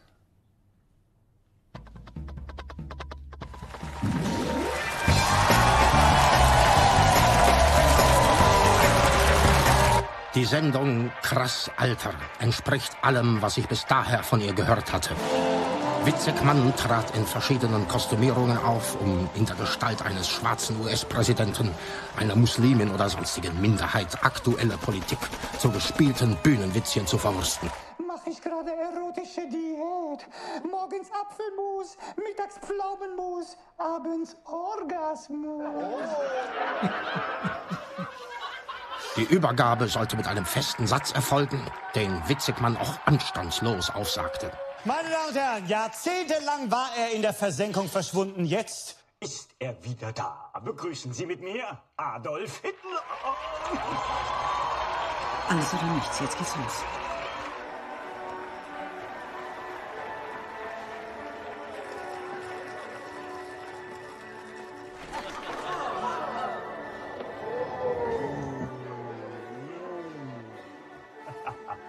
Ja, herzlich willkommen, mein lieber Adolf, hier bei Krass. Ich grüße dich. Oh. Naja gut, dann sag ich mal, Feuer frei. Mit meiner Person konfrontiert werden die Zuschauer unruhig.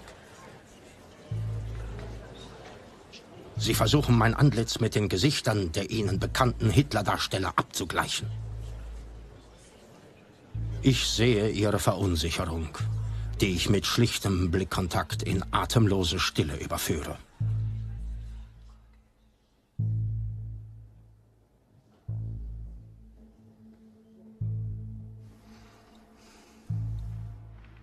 Ist das Teil der Nummer? Also, nicht in der Länge. Oh Gott, vielleicht hat er einen Blackout. Eine Assistentin versuchte mir ein Zeichen zu geben, als hätte ich meinen Text vergessen. Mir war klar, dass in Anbetracht der scheinbaren Ereignislosigkeit der Dilettant Witzigmann zu schwitzen begann. Leute, was soll das? Kann mir das einer erklären, was das soll? Macht der Typ noch was heute? Wir müssen das machen, wir sind live. Michael, übernimm du wieder. Nein, Michael, wir warten. Lass ihm Zeit.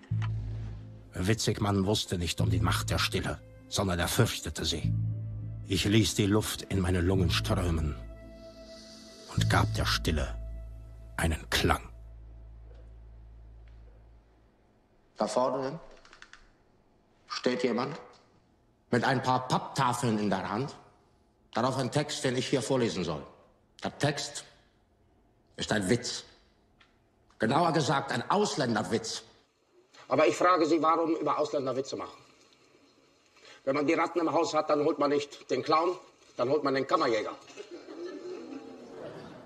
Der Fernseher in meinem Hotel ist so dünn. Es ist ein Wunderwerk des menschlichen Erfindergeistes. Aber was läuft auf diesem Fernseher? Nur Schrott. Wenn die Zeiten schlecht sind, dann braucht das Volk leichte Unterhaltung, das verstehe ich. Nicht umsonst haben wir 1944 die Feuerzangenbowle rausgebracht. Aber wie schlimm müssen die Zeiten sein, dass man das Volk mit solch einem geistig minder bemittelten Schwachsinn bestraft? Recht hat er. In was für einem Land leben wir? Kinderarmut? Altersarmut? Arbeitslosigkeit, die Geburtenraten so tief wie noch nie. Kein Wunder. Wer will in dieses Land schon ein Kind setzen? Wir rasen auf den Abgrund zu. Aber wir erkennen ihn nicht. Denn im Fernsehen, da sieht man nicht den Abgrund.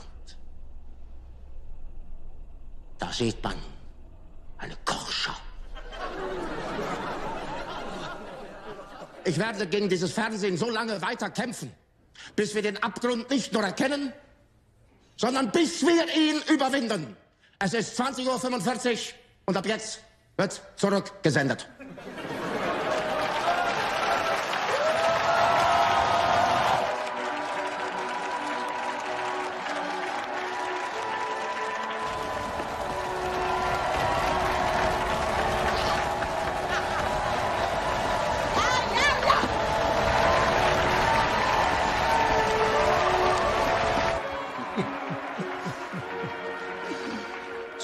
Spät.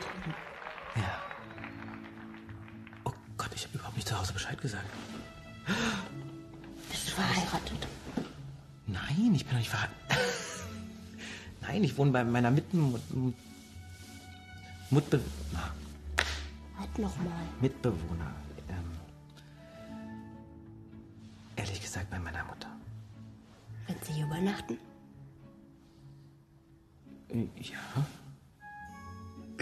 Auf dem Sofa. Ja.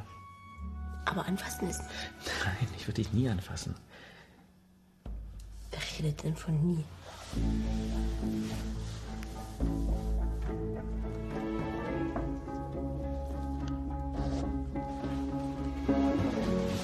Au! Nicht so laut.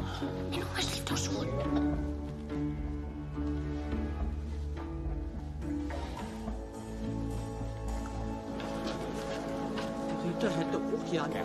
Ich will die Drecksau nicht in meiner Show. Pennt ihr in der Regie, oder was? Du hast recht. Das verzeih ich dir nie. Michael. Halt's Maul. So, mein Freund. Schön. Ja, jetzt ist mal gut hier. Dankeschön. Nee, halt du mal jetzt das Maul, Katja, du, ja? Pass auf, lass doch mal den Hitler Du bist ganz nicht in der Lage, Wenn man mit der Scheiße hier... Die Nummer, die du da abziehst, die haben wir doch schon 100-mal gesehen. Arschloch, du bist doch eine Fotze, ey. Das ist meine Show. Den Führer schicken wir jetzt in alle Formate, alle Shows. Ich möchte, dass Sie sich drum kümmern. Frühstücksfernsehen, Promi-Dinner, was auch immer wir auffahren können. Das wird unser Topseller. Okay. Das wird großartig. So, vielen herzlichen Dank. Kommen Sie gut nach Hause? Meine Damen und Herren, wir freuen uns auf unseren heutigen Gast. Ja, ist es die falsche Formulierung, wenn man sagt, er hat Deutschland im Sturm erobert? Aber es ist so, ja. Wir begrüßen ihn, Adolf Hitler. Sagen Sie, Sie wollten Maler werden, das hat nicht geklappt. Was glauben Sie, war das mangelndes Talent oder woran lag's? Nein, es war die Vorsehung. Die wollte, dass so ein Mensch wie ich Politiker wird. Das ist ja wie bei einem provokanten Rapper, ne? Also man kann sich auf eine Kiste stellen und rumschreien, aber wenn dann alle gucken, was kommt dann? Es geht ja nicht um Provokation. Sehen Sie, es geht um das Wohl des deutschen Volkes. Und ein Führer, der ist nichts ohne sein Volk. Das ist wie wenn Sie Mozart irgendwo hinsetzen und Sie geben ihm dann aber kein Klavier. Dann kann er vielleicht noch Geige spielen mit seiner Schwester, aber was ist, wenn man ihm die Geige auch wegnimmt? Was machen wir dann? Was ist Ihr Klavier? Das Volk. Ich spiele auf dem Volk Klavier. Auch die schwarzen Tasten, oder? Auch die schwarzen Tasten, wenn man sie drücken muss. Aber die Frage muss ja erlaubt sein, was sind die Zukunftspläne? Deutschland wieder nach oben zu bringen und das Überleben des deutschen Volkes zu sichern. Soll ich mich gleich verpissen? Auch für Sie haben wir noch richtige Aufgaben. Oh, das glaube ich. Zum Beispiel bei der Autobahn. Die brauchen immer Leute. Die brauchen an der immer Mautstation. Leute. Auch im Autobahnbau. Ja. Ja. Sie müssen Hitler bleiben. Ja, natürlich, sonst komme ich ja zu nichts. Ja. Das heißt, es gibt keine Momente, wo Sie Hitler frei haben. Nein, das habe ich nie. Aber es gibt ja auch keine Momente, wo Sie Thaddäus frei haben. Das Schicksal hat Sie dazu ausgerufen. Und das Schicksal hat Sie ausgerufen? Sie sind eine kleine Schraube im großen Getriebe der Zeit. Sie hingegen? Ich bin das große Steuerrad, wo Sie die kleine Schraube sind.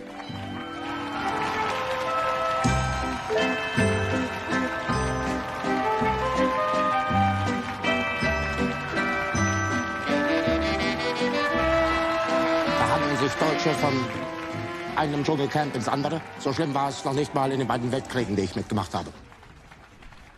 Ihr Ras. Auf ihn uns hoch, aber sie erkennen ihn nicht. Im Fernsehen, dort die gleichen Bilder. Zweiter Weltkrieg kennen wir auch nicht so eine schöne Sache. Nun ist allerdings ein neuer Comedian auf dem Vormarsch. Auf jeden Fall hat der Hitler imitiert. Oder was geht bei dem falsch? Und warum habe ich eine Brille auf?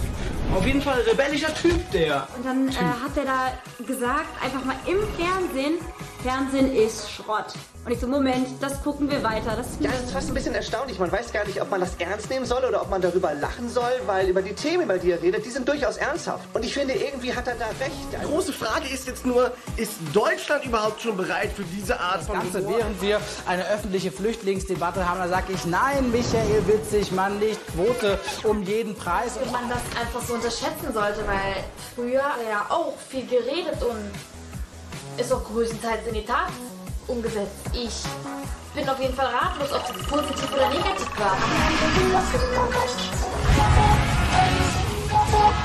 Er hat den perfekten Look des Fashion-Führers. Ein bisschen traurig ist, dass das, was er sagt, gar nicht so falsch ist. Kinderarmut, Altersarmut, Arbeitslosigkeit. Wird der Mann jetzt Bundeskanzler oder YouTube-Star? Zu beidem scheint er ja das Zeug zu haben. Will ich wirklich Kinder in diese Welt setzen? Also ich fand den super, ich werde den auf jeden Fall weiterverfolgen. Schaut ihn euch mal an, checkt ihn mal aus. Gestern, krass, Alter, mein Highlight. Ich hasse alles. Das Einzige, was ich nicht hasse, ist Hitler.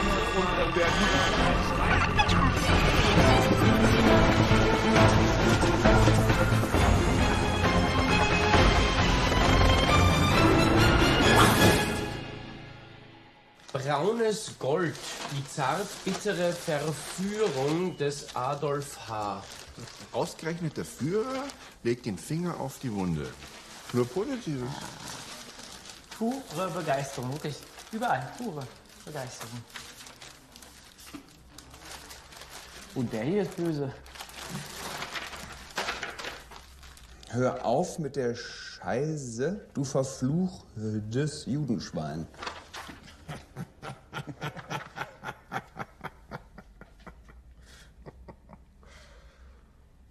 Lange nicht mehr so gelacht. Das war schon ein Armutszeugnis, dass es Monate brauchte, bis ich überhaupt mitbekam, dass es Leute gab, die sich berufen fühlen, die Arbeit der NSDAP fortzuführen.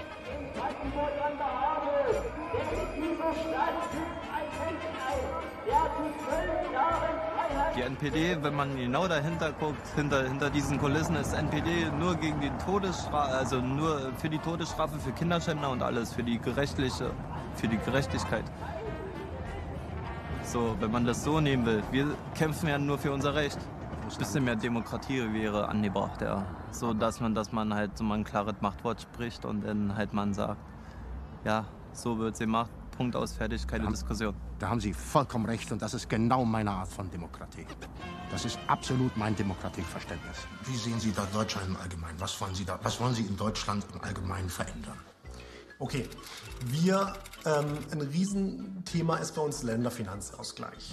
Dann, wir wollen aber verallgemeinern, zum Beispiel die Bildungspolitik ist ein großes Ziel, dass da der Bund mehr Verantwortung bekommt.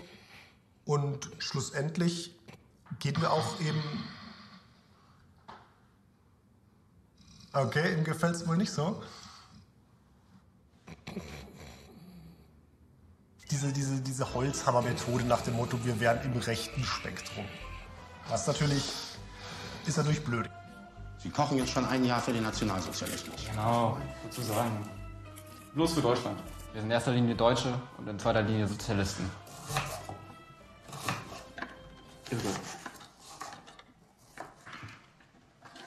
Die Vorsehung hat dem deutschen Volk eine derart schöne Möglichkeit gegeben, hier Propaganda zu verbreiten und Sie nutzen es mit der Herstellung eines lächerlichen Eintopfes. Es ist doch vollkommener Schwachsinn. Diese Menschen wollen den Nationalsozialismus beerben. Die sind nichts und nochmal nichts. Die wollen das Vierte Reich aufbauen. Die können doch nicht einmal ein Ikea-Regal aufbauen. Die politische Situation ist gut, so perfide das zu sagen klingt. Natürlich kann man sich nicht freuen, wenn jede Woche allein in München zwischen 200 und 400 Asylbewerber anlanden. Ich bin da ganz Ihrer Meinung. Wenn die Situation schlecht ist, dann ist das umso besser für Leute wie uns. Dann ist es politisch günstig. Sehen Sie, Männer wie Sie brauche ich. Und die würde ich auch gerne in den nächsten Krieg schicken. Und zwar ganz vorne weg. Würden Sie dann alles tun, was ich Ihnen befehle? Schalten Sie es mir ab.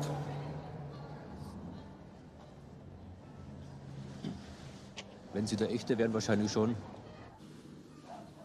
Denke ich an Deutschland in der Nacht. Da bin ich um den Schlaf gebracht. Keine Sau, ich bin ja immer. Der Mann hat mich zu Tränen gerade gerührt. Wie viele Leute bringen Sie zusammen? Über 500. Über 500 Leute? 2000? Ja.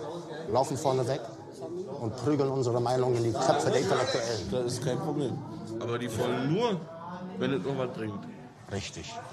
Natürlich, die Inhalte braucht man immer. Die meisten würden sehr offen sterben.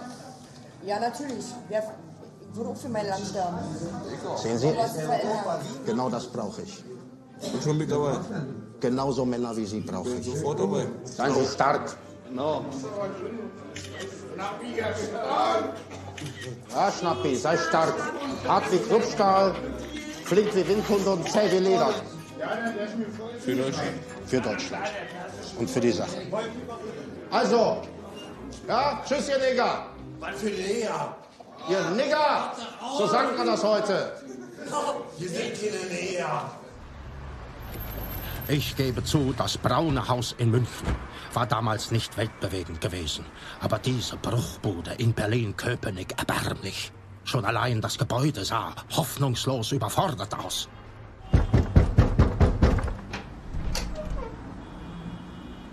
Was ist das? Das ist unser Klingelschild. Ein derart kleines Klingelschild. Das ist Feigheit vor dem Feind. Gehen Sie mir aus dem Weg! Können Sie nicht mal stehen bleiben, bitte? Das ist unser Büro, hallo. Können Sie nicht... Oh.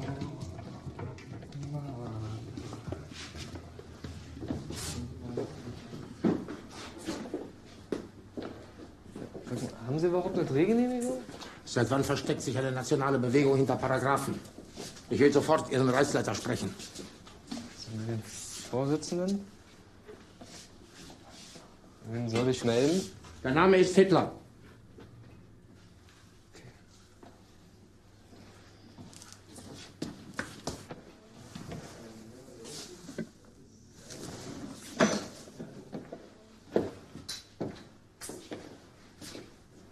Sehen Sie, in Anführungszeichen. So, als solle man gar kein Gas geben. Ist das für ProSieben oder so? Das hier ist für Deutschland.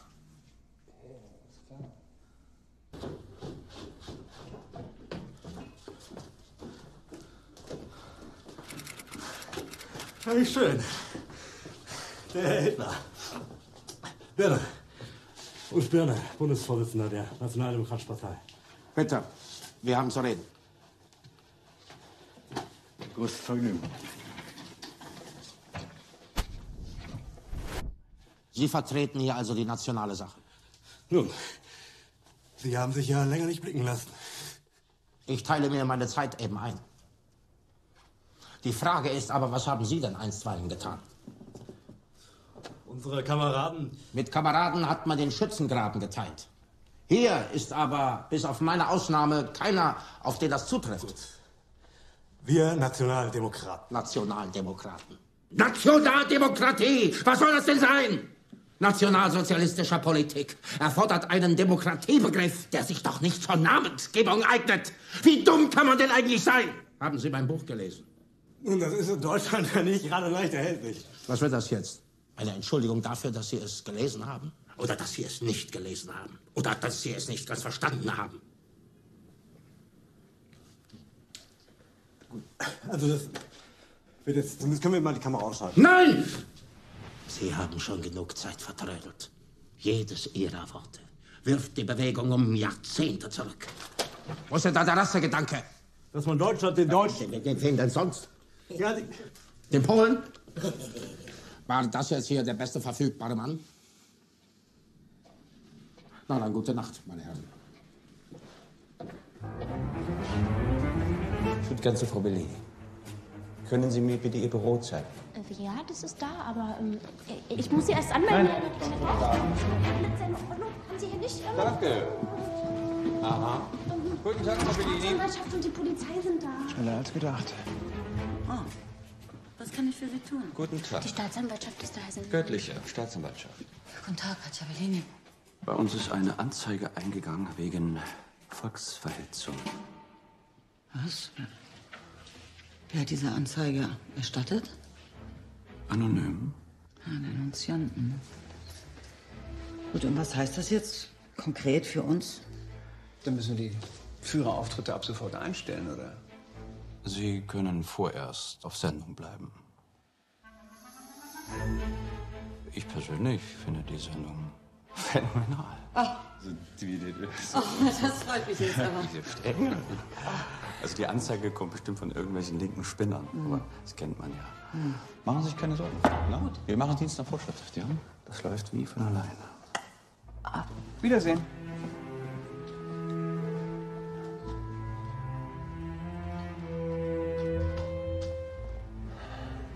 Herr Sensenbrink, was ist denn jetzt mit dem Hund? Hund? Ja, ich muss doch die Rechnung für den toten Hund überweisen. Was ist denn für ein Hund? Der Hund, der bei den Dreharbeiten von dem Herrn Hitler und Sawatzki verunglückt ist. Unter was beruhigt das denn? Ist das eine Abschreibung? Oder unter Schwund? Ich kümmere mich darum. Das ist ja nett. Herr Hitler. Was ist los? Tja, was fragst du mich, was los ist? Eine Riesenscheiße, oder? Eine riesen Hitler-Nazi-Scheiße, das ist los. Alle schreien, Hurra! Das ist los. Und außerdem finde ich, ist das Letzte, das Dreckigste, das Menschenverachtendste. Du bist ja völlig betrunken. Du bist nüchtern. Du schaust dir das alles mit einem klaren Verstand an. Und noch was, Folgendes, weißt du eigentlich, wie viele Leute dem zujubeln? Nicht, weil sie glauben, der ist lustig oder ironisch oder irgendwas. Die finden das cool, was der sagt. Die finden, der Typ hat recht. So, und jetzt frage ich dich, Frau Katja Bellini, ist dir das recht? Oder ist es einfach scheißegal? Und was ist mit den ganzen positiven Reaktionen aus der Presse? Das kann ich nicht sagen, was damit ist. Das sind Vollkoffer, die das schreiben. Die haben einfach nur Angst, dass sie in der Doppelbödigkeit nicht checken. Aber es gibt keinen doppelten Boden bei Herrn Hitler. Da ist alles ganz einfach. Es ist einfach ein Arschloch. Und drüber ist ein riesiger brauner Haufen Scheiße. Und du sitzt auf diesem riesigen braunen Haufen Scheiße drauf, weil du bist die Scheiße Haufen Chefin. Okay? Aber du, nein, du bist nicht feig oder so. Bist du nicht. Du bist auch nicht deppert, wie viele andere da. Du bist einfach karrieregeil. Vorsicht. Udo ist halt wieder. Okay. Tschüss, Frau Goebbels.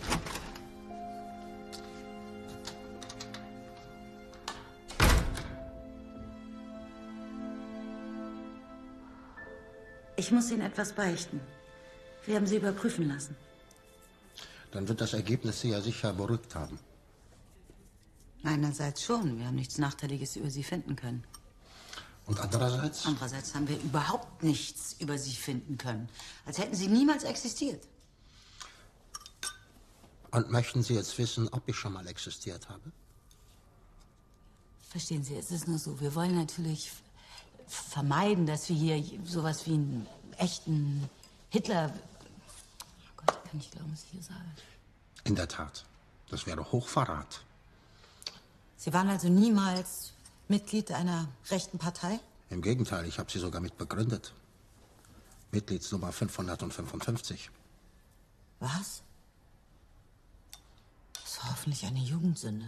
Das ist doch Unsinn. 1919. Da war ich 30 Jahre alt. Das war doch keine Jugendsünde. 1919. Und denn sonst? Ich habe mir den Schwindel sogar ausgedacht. Die 500, die haben wir erfunden, damit die Mitgliedszahl höher klingt.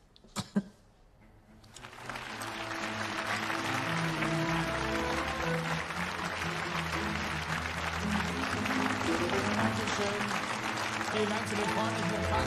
Dankeschön. Schön, dass Sie da sind. Schön, dass Sie da sind. Wie möchten Sie heute Abend von mir angesprochen werden? Herr Hitler würde mir genügen. Sie können auch meinen Führer sagen, aber nur wenn Sie wollen. Sie sind ein Komiker, nicht? Ich werde von anderen Menschen so gesehen. Fühlen Sie sich wohl in der Rolle? Ich fühle mich in jeder Rolle wohl. Ich will die Menschen erreichen. Und man kann niemanden erreichen, der einem nicht zuhört.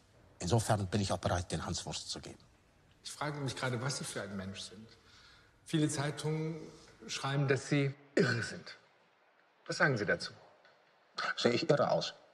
Mit Verlaub, ein wenig ja. Ihre Augen machen mir Angst.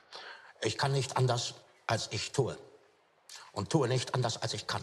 Finden Sie das komisch? Komisch sind die Zustände, in denen wir leben. Ich bezweifle es, ob das, was Sie tun, in irgendeiner Form gerechtfertigt ist. Schauen Sie mal, was wir gefunden haben. Unter den Clips, die Sie gedreht haben, war auch dieser hier. Was, den Clip? Schauen Sie sich das bitte an. Wenn ich Hunde verkaufe, dann an Leute, denen ich vertraue, verstehen Sie? Das dürfen Sie nicht. Sie haben das... Was ist das denn?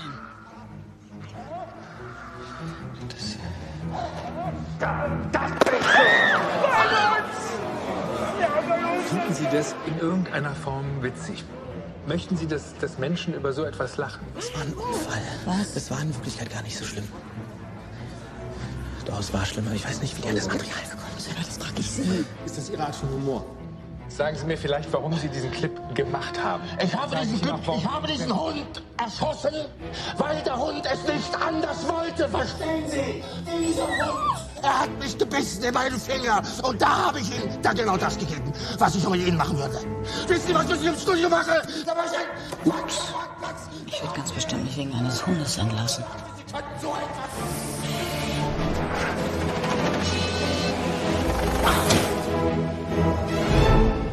Ganz ehrlich, mir tut das in der Seele weh. Sie haben sich so bemüht. Spar Ihnen ein falsches Mitleid. Ich denke, Herr Sensenbrink meint es ernst. Beim Fernsehen ist alles möglich. Gibt wenig, was der Zuschauer einem nicht verzeiht, aber einen kleinen Hund töten, na, das verzeiht die deutsche Seele nicht. Meine Frau und ich, uns ist schlecht geworden, als wir das gesehen haben. Ich wünsche dir alles Gute. Jetzt bist du am Steuer. Enttäusch mich nicht. Auf keinen Fall. Hallo, Mama. Der Sender hat uns ins Hotel gestrichen. Wir müssen für ein paar Tage hier schlafen. Bitte.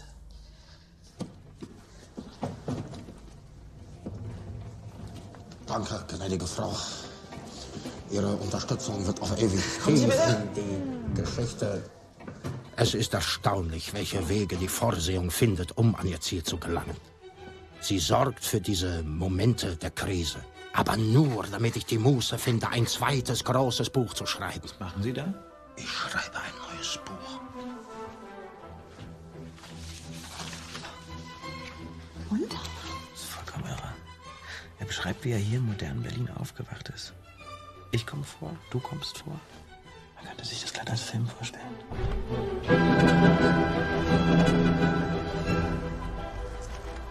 Eine Bedingung habe ich. Den Film zu dem Buch, den möchte ich machen.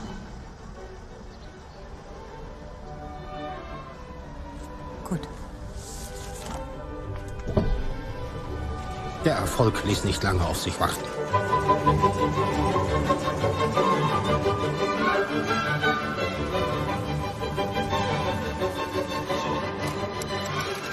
Also der Adolf Hitler, wirklich großes Respekt, wie er sich in die neue Welt eingefunden hat.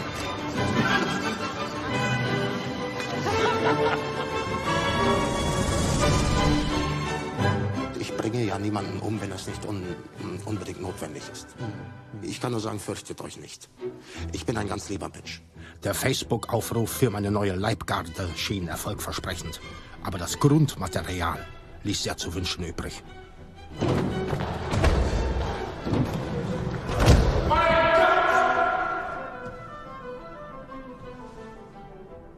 Und nochmal 30 hinten drauf, bis Ihnen das Lachen vergeht. Amüsieren Sie sich. Hm? Na los, amüsieren Sie sich. Haben Sie Spaß? Sieht gar nicht mehr so lustig aus.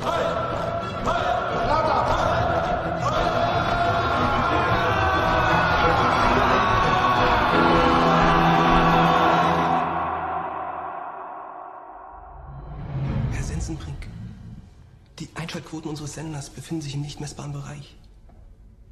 Die Werbeeinnahmen tendieren gegen Null. Die Liquidität unseres Senders... Ja, aber das kommt mit der Witzigmann-Show schon alles wieder in Ordnung. Wir senden Krass Alter ab sofort 5-mal die Woche.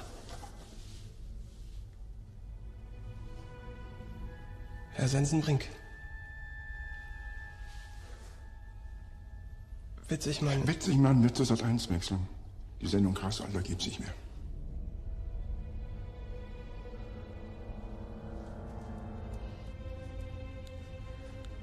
Jetzt bleiben im Raum Rugemann. Lumlich. Mancello. Und Nils.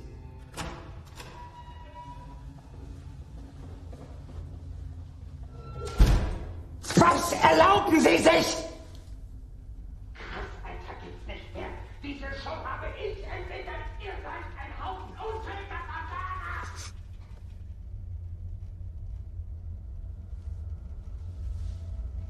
Wie soll ich denn so einen Sender führen? Wenn ihr mich alles abonniert!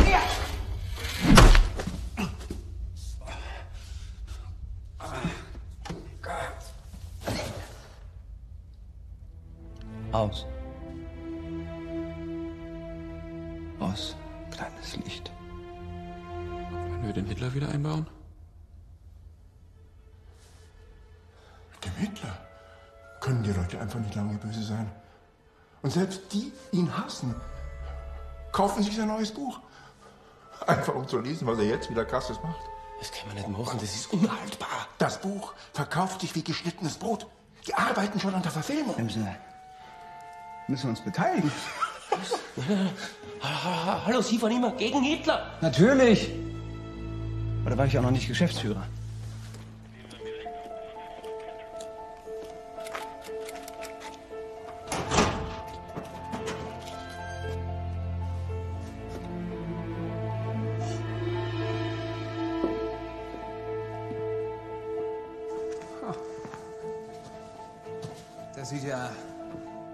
Das sieht ja alles toll aus. Das ist aber wirklich ganz großes Kino, was? Wer sind Sie denn? Sawatzki. Mensch, wer latscht denn da ins Bild? Sawatzki? Ich dachte schon, Toll, was? Eine Silikonmaske.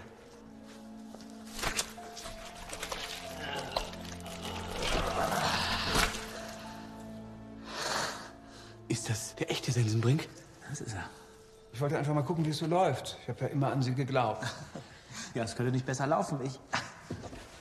Wollen Sie eins? Schauen Sie mal, das ist ganz raffiniert hier mit dem Bart als Titel, oder? Genial. Und der Clou, es kostet genau 1933. Wie das Jahr 1933. Habe ich schon verstanden. Christoph Sensenbrink, darf ich vorstellen? Christoph Sensenbrink. Wie lange habe ich auf diesen Moment gewartet? Ich träume schon als Sie. Der spielt mich? Ja. Aber den kennt doch keiner. Hätte man denn da nicht Benno Fürmann oder Bruno Ganz oder... Also für so eine kleine Rolle, Entschuldigung, das wäre jetzt wirklich blöd gewesen. Haben Sie denn schon einen Sender? Ja, die Verhandlungen laufen. Pro7, RTL, ZDF, you name it. Pappenheimer, die kenne ich ja alle. Viel Gelaber und nichts dahinter. Sie brauchen einen potenten Partner. Wir stocken Ihr Budget um 1 Million auf und im Gegenzug strahlen wir den Film aus. Win-win.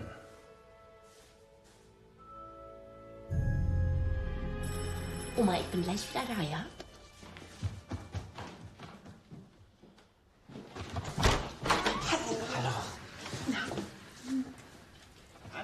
Tag, Fräulein Krümmer. So, dann haben wir das doch endlich geschafft. Ich bin ja mit Ihnen, ist doch alles gut. Herr Hitler, wollen Sie ablegen? Ja, bitte. Ich bin ja wirklich zu nichts gekommen heute. Alles gut, alles gut. Dankeschön. Hallo, Frau Krümmer. Verzeihen Sie, dass wir Sie hier so einfach überfallen. Das kann ich sehen. Meine Verehrung. Ihre Enkeltochter ist ein ganz wundervoller Mensch. Das ist Hitler. Oma. Warum tut er denn nichts? Frau Krümmer, das ist doch nicht der echte. Oh Gott, Sie denken wirklich, der ist es. Denk an deine Familie. So viele Menschen. Alle Toten. Tut was. In mir steigen auch wieder die Wut und der Zorn über jene Tage auf. Glauben Sie mir, ich werde dafür sorgen, dass nie wieder ein englischer Bomber in die Nähe... Wer redet denn vom Bombenkrieg? Von denen ist niemand im Bombenkrieg gestorben. Sie haben alle vergast. Oma, das ist lustig, das ist Satire. Das sieht aus wie früher. Du sagst die gleichen Sachen wie früher. Damals haben die Leute am Anfang auch gelacht.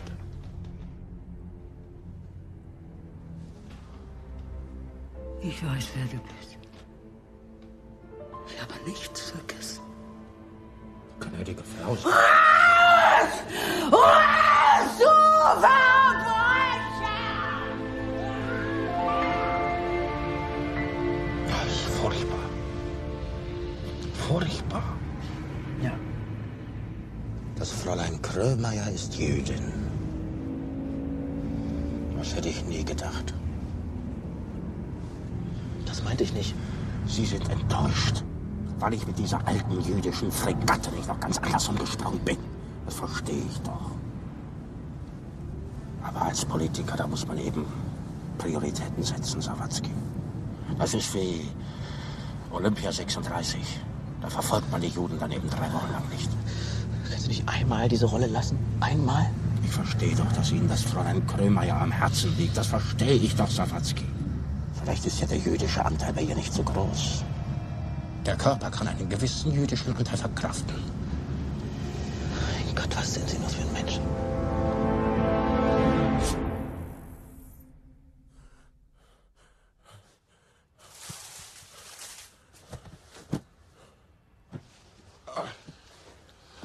So, und jetzt müssten von da die 3 Kickbuben kommen. Ja, schon klar, aber vorher, das interessiert mich, wie Sie da hingekommen sind. Was ist davor gewesen? Ich weiß es nicht. Wie? Einfach dahin gebeamt, oder? Fabian, was sagst du denn? Hast du dich damals nicht gefragt, wo er herkommt? Vielleicht hat er eine Zeitreise gemacht. Ja, oder ist aus der Klapse geflohen.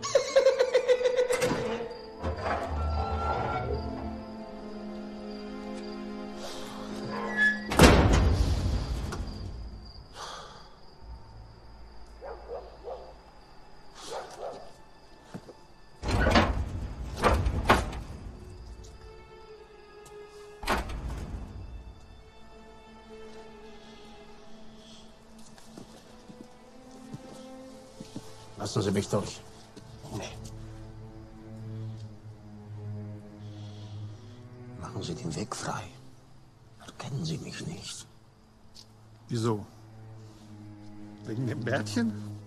Du fällst Deutschland in den Rücken. Und sowas tut nur ein Schwein. Ein menschenunwürdiges. Schwein!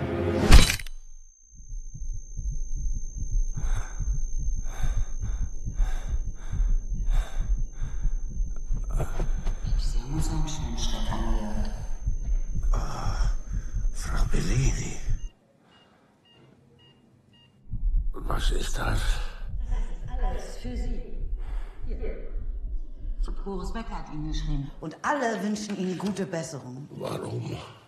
Warum? Sie wurden von Neonazis zusammengeschlagen. Das macht Sie zu einem Vorkämpfer der Demokratie, Sigmar Gabriel. Sie sind jetzt ein Held. Alles in Ordnung? Musste doch so lachen. Diese Stimme.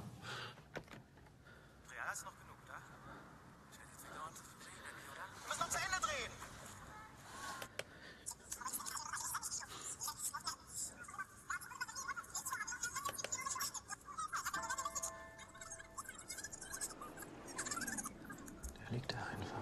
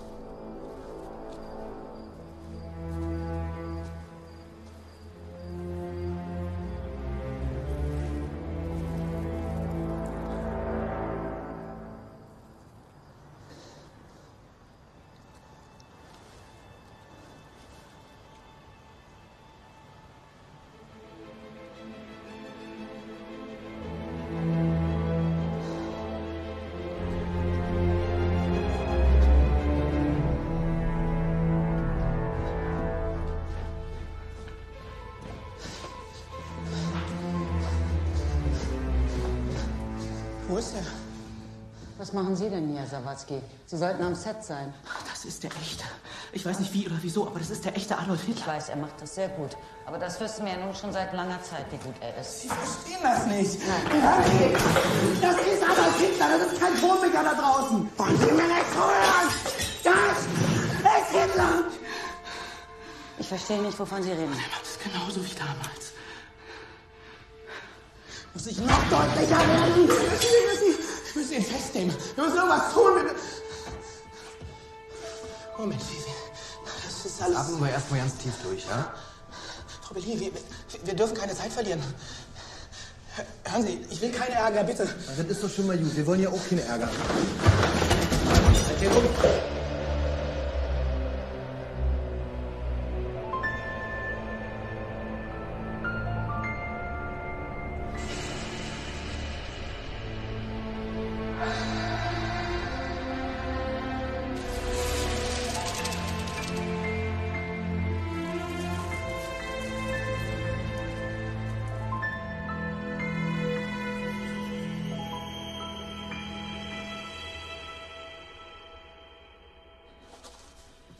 Das haben Sie alles sehr gut gemacht. Sehr gut gemacht. Alle anständige Deutsche.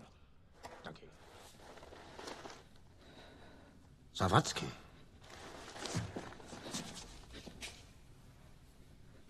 Ich habe mich schon gefragt, wann Sie endlich auftauchen. Sie sind es.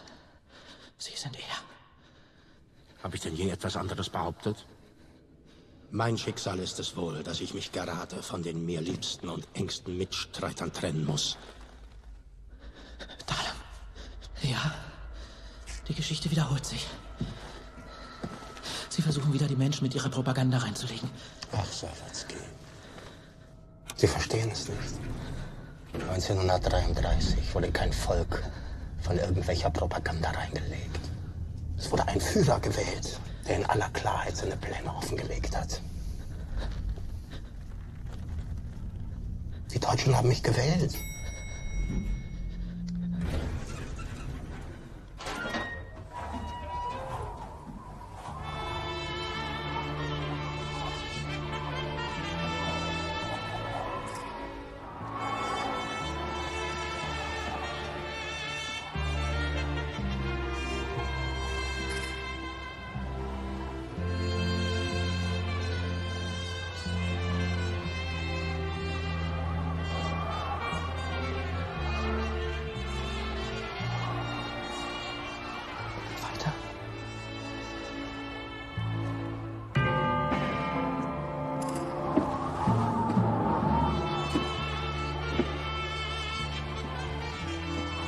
Sie sind ein Monster. Bin ich das? Dann müssen Sie aber auch diejenigen verurteilen, die dieses Monster gewählt haben. Waren das alles Monster? Das waren ganz gewöhnliche Menschen, die entschieden haben, einen außergewöhnlichen Menschen zu wählen und ihm das Schicksal ihres Landes anzuvertrauen. Was wollen Sie denn machen, Sawatzki?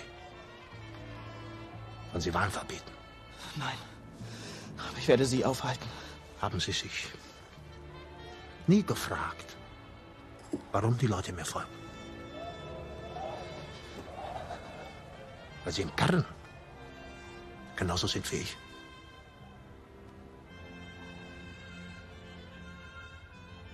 Sie teilen die gleichen Werte.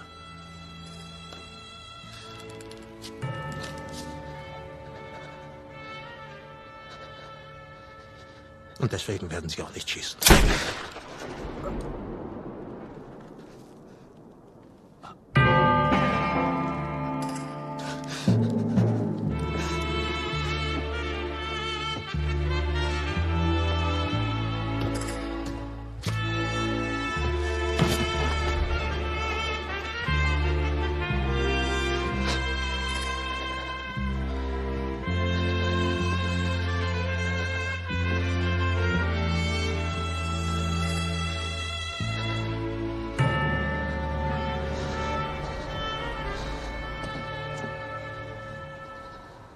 Sie können mich nicht loswerden.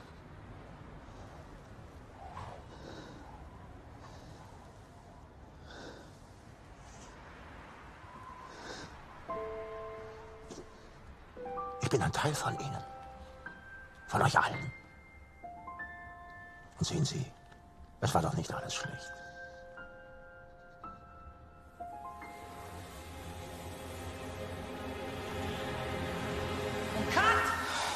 Danke! Dankeschön!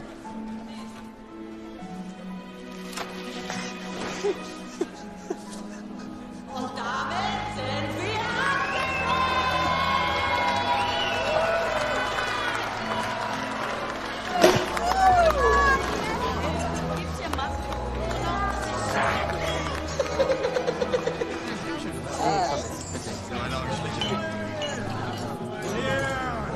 Ruhe!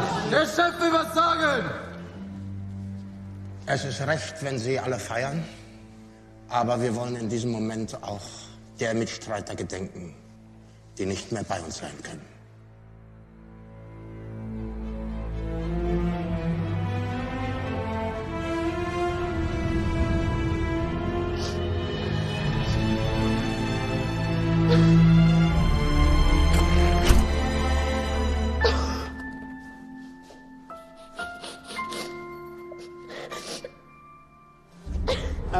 Eine Komödie mit Hitler. Kann das gut gehen? Ich sag mal so, es gibt eine deutsche Comedy vor Hitler und eine danach. Er hat die Möglichkeiten der gesamten Unterhaltungsindustrie auf ein völlig neues Niveau gehoben. Das hat noch keiner vorhin geschafft, nicht mal Loriot. Was würde passieren, wenn der echte Hitler wieder auftauchen würde? Würde sich die Geschichte wiederholen? Ach Gott, seit 70 Jahren, ja, bereiten wir unsere ganze Geschichte auf. Den Schülern kommt ja das Dritte Reich schon aus den Ohren wieder raus. Wir sollten anfangen, etwas mehr zu vertrauen. Ich danke Ihnen. Haben Sie vielen Dank. Vielen Dank.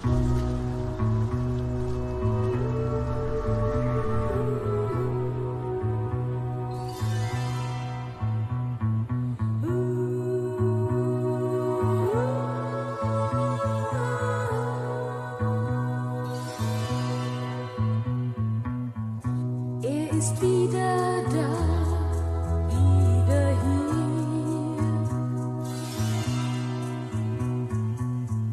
Er ist wieder da, so sagt man mir.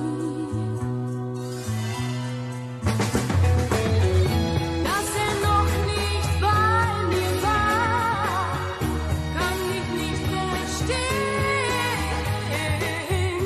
Und ich frage mich, was ist nur geschehen? Er ist wieder da, doch nicht bei mir.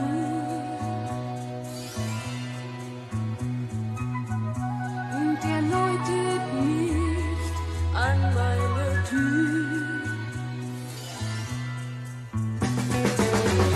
Alle Leute in der Stadt haben ihn gesehen. Er ist wieder da, was ist nur geschehen?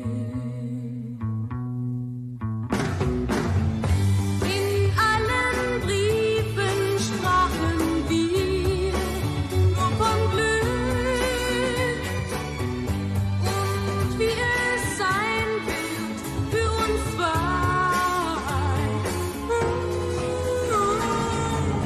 Doch eines Tages kam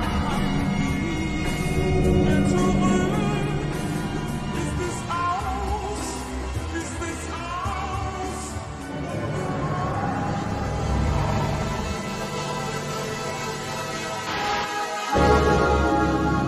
Ich bin ja nicht gegen Ausländer. Ich habe nichts gegen Türken, ich habe nichts gegen Syrier.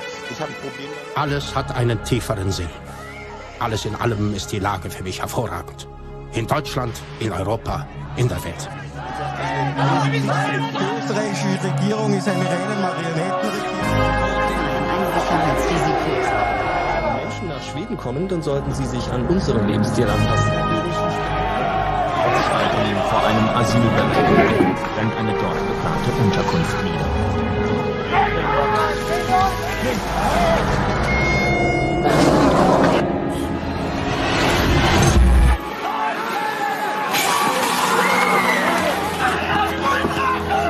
Die Lage unseres Landes verändern. Es ist das Gespenst des Islam.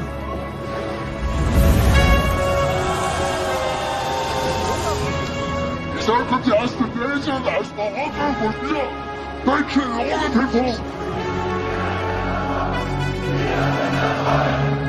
Damit kann man arbeiten.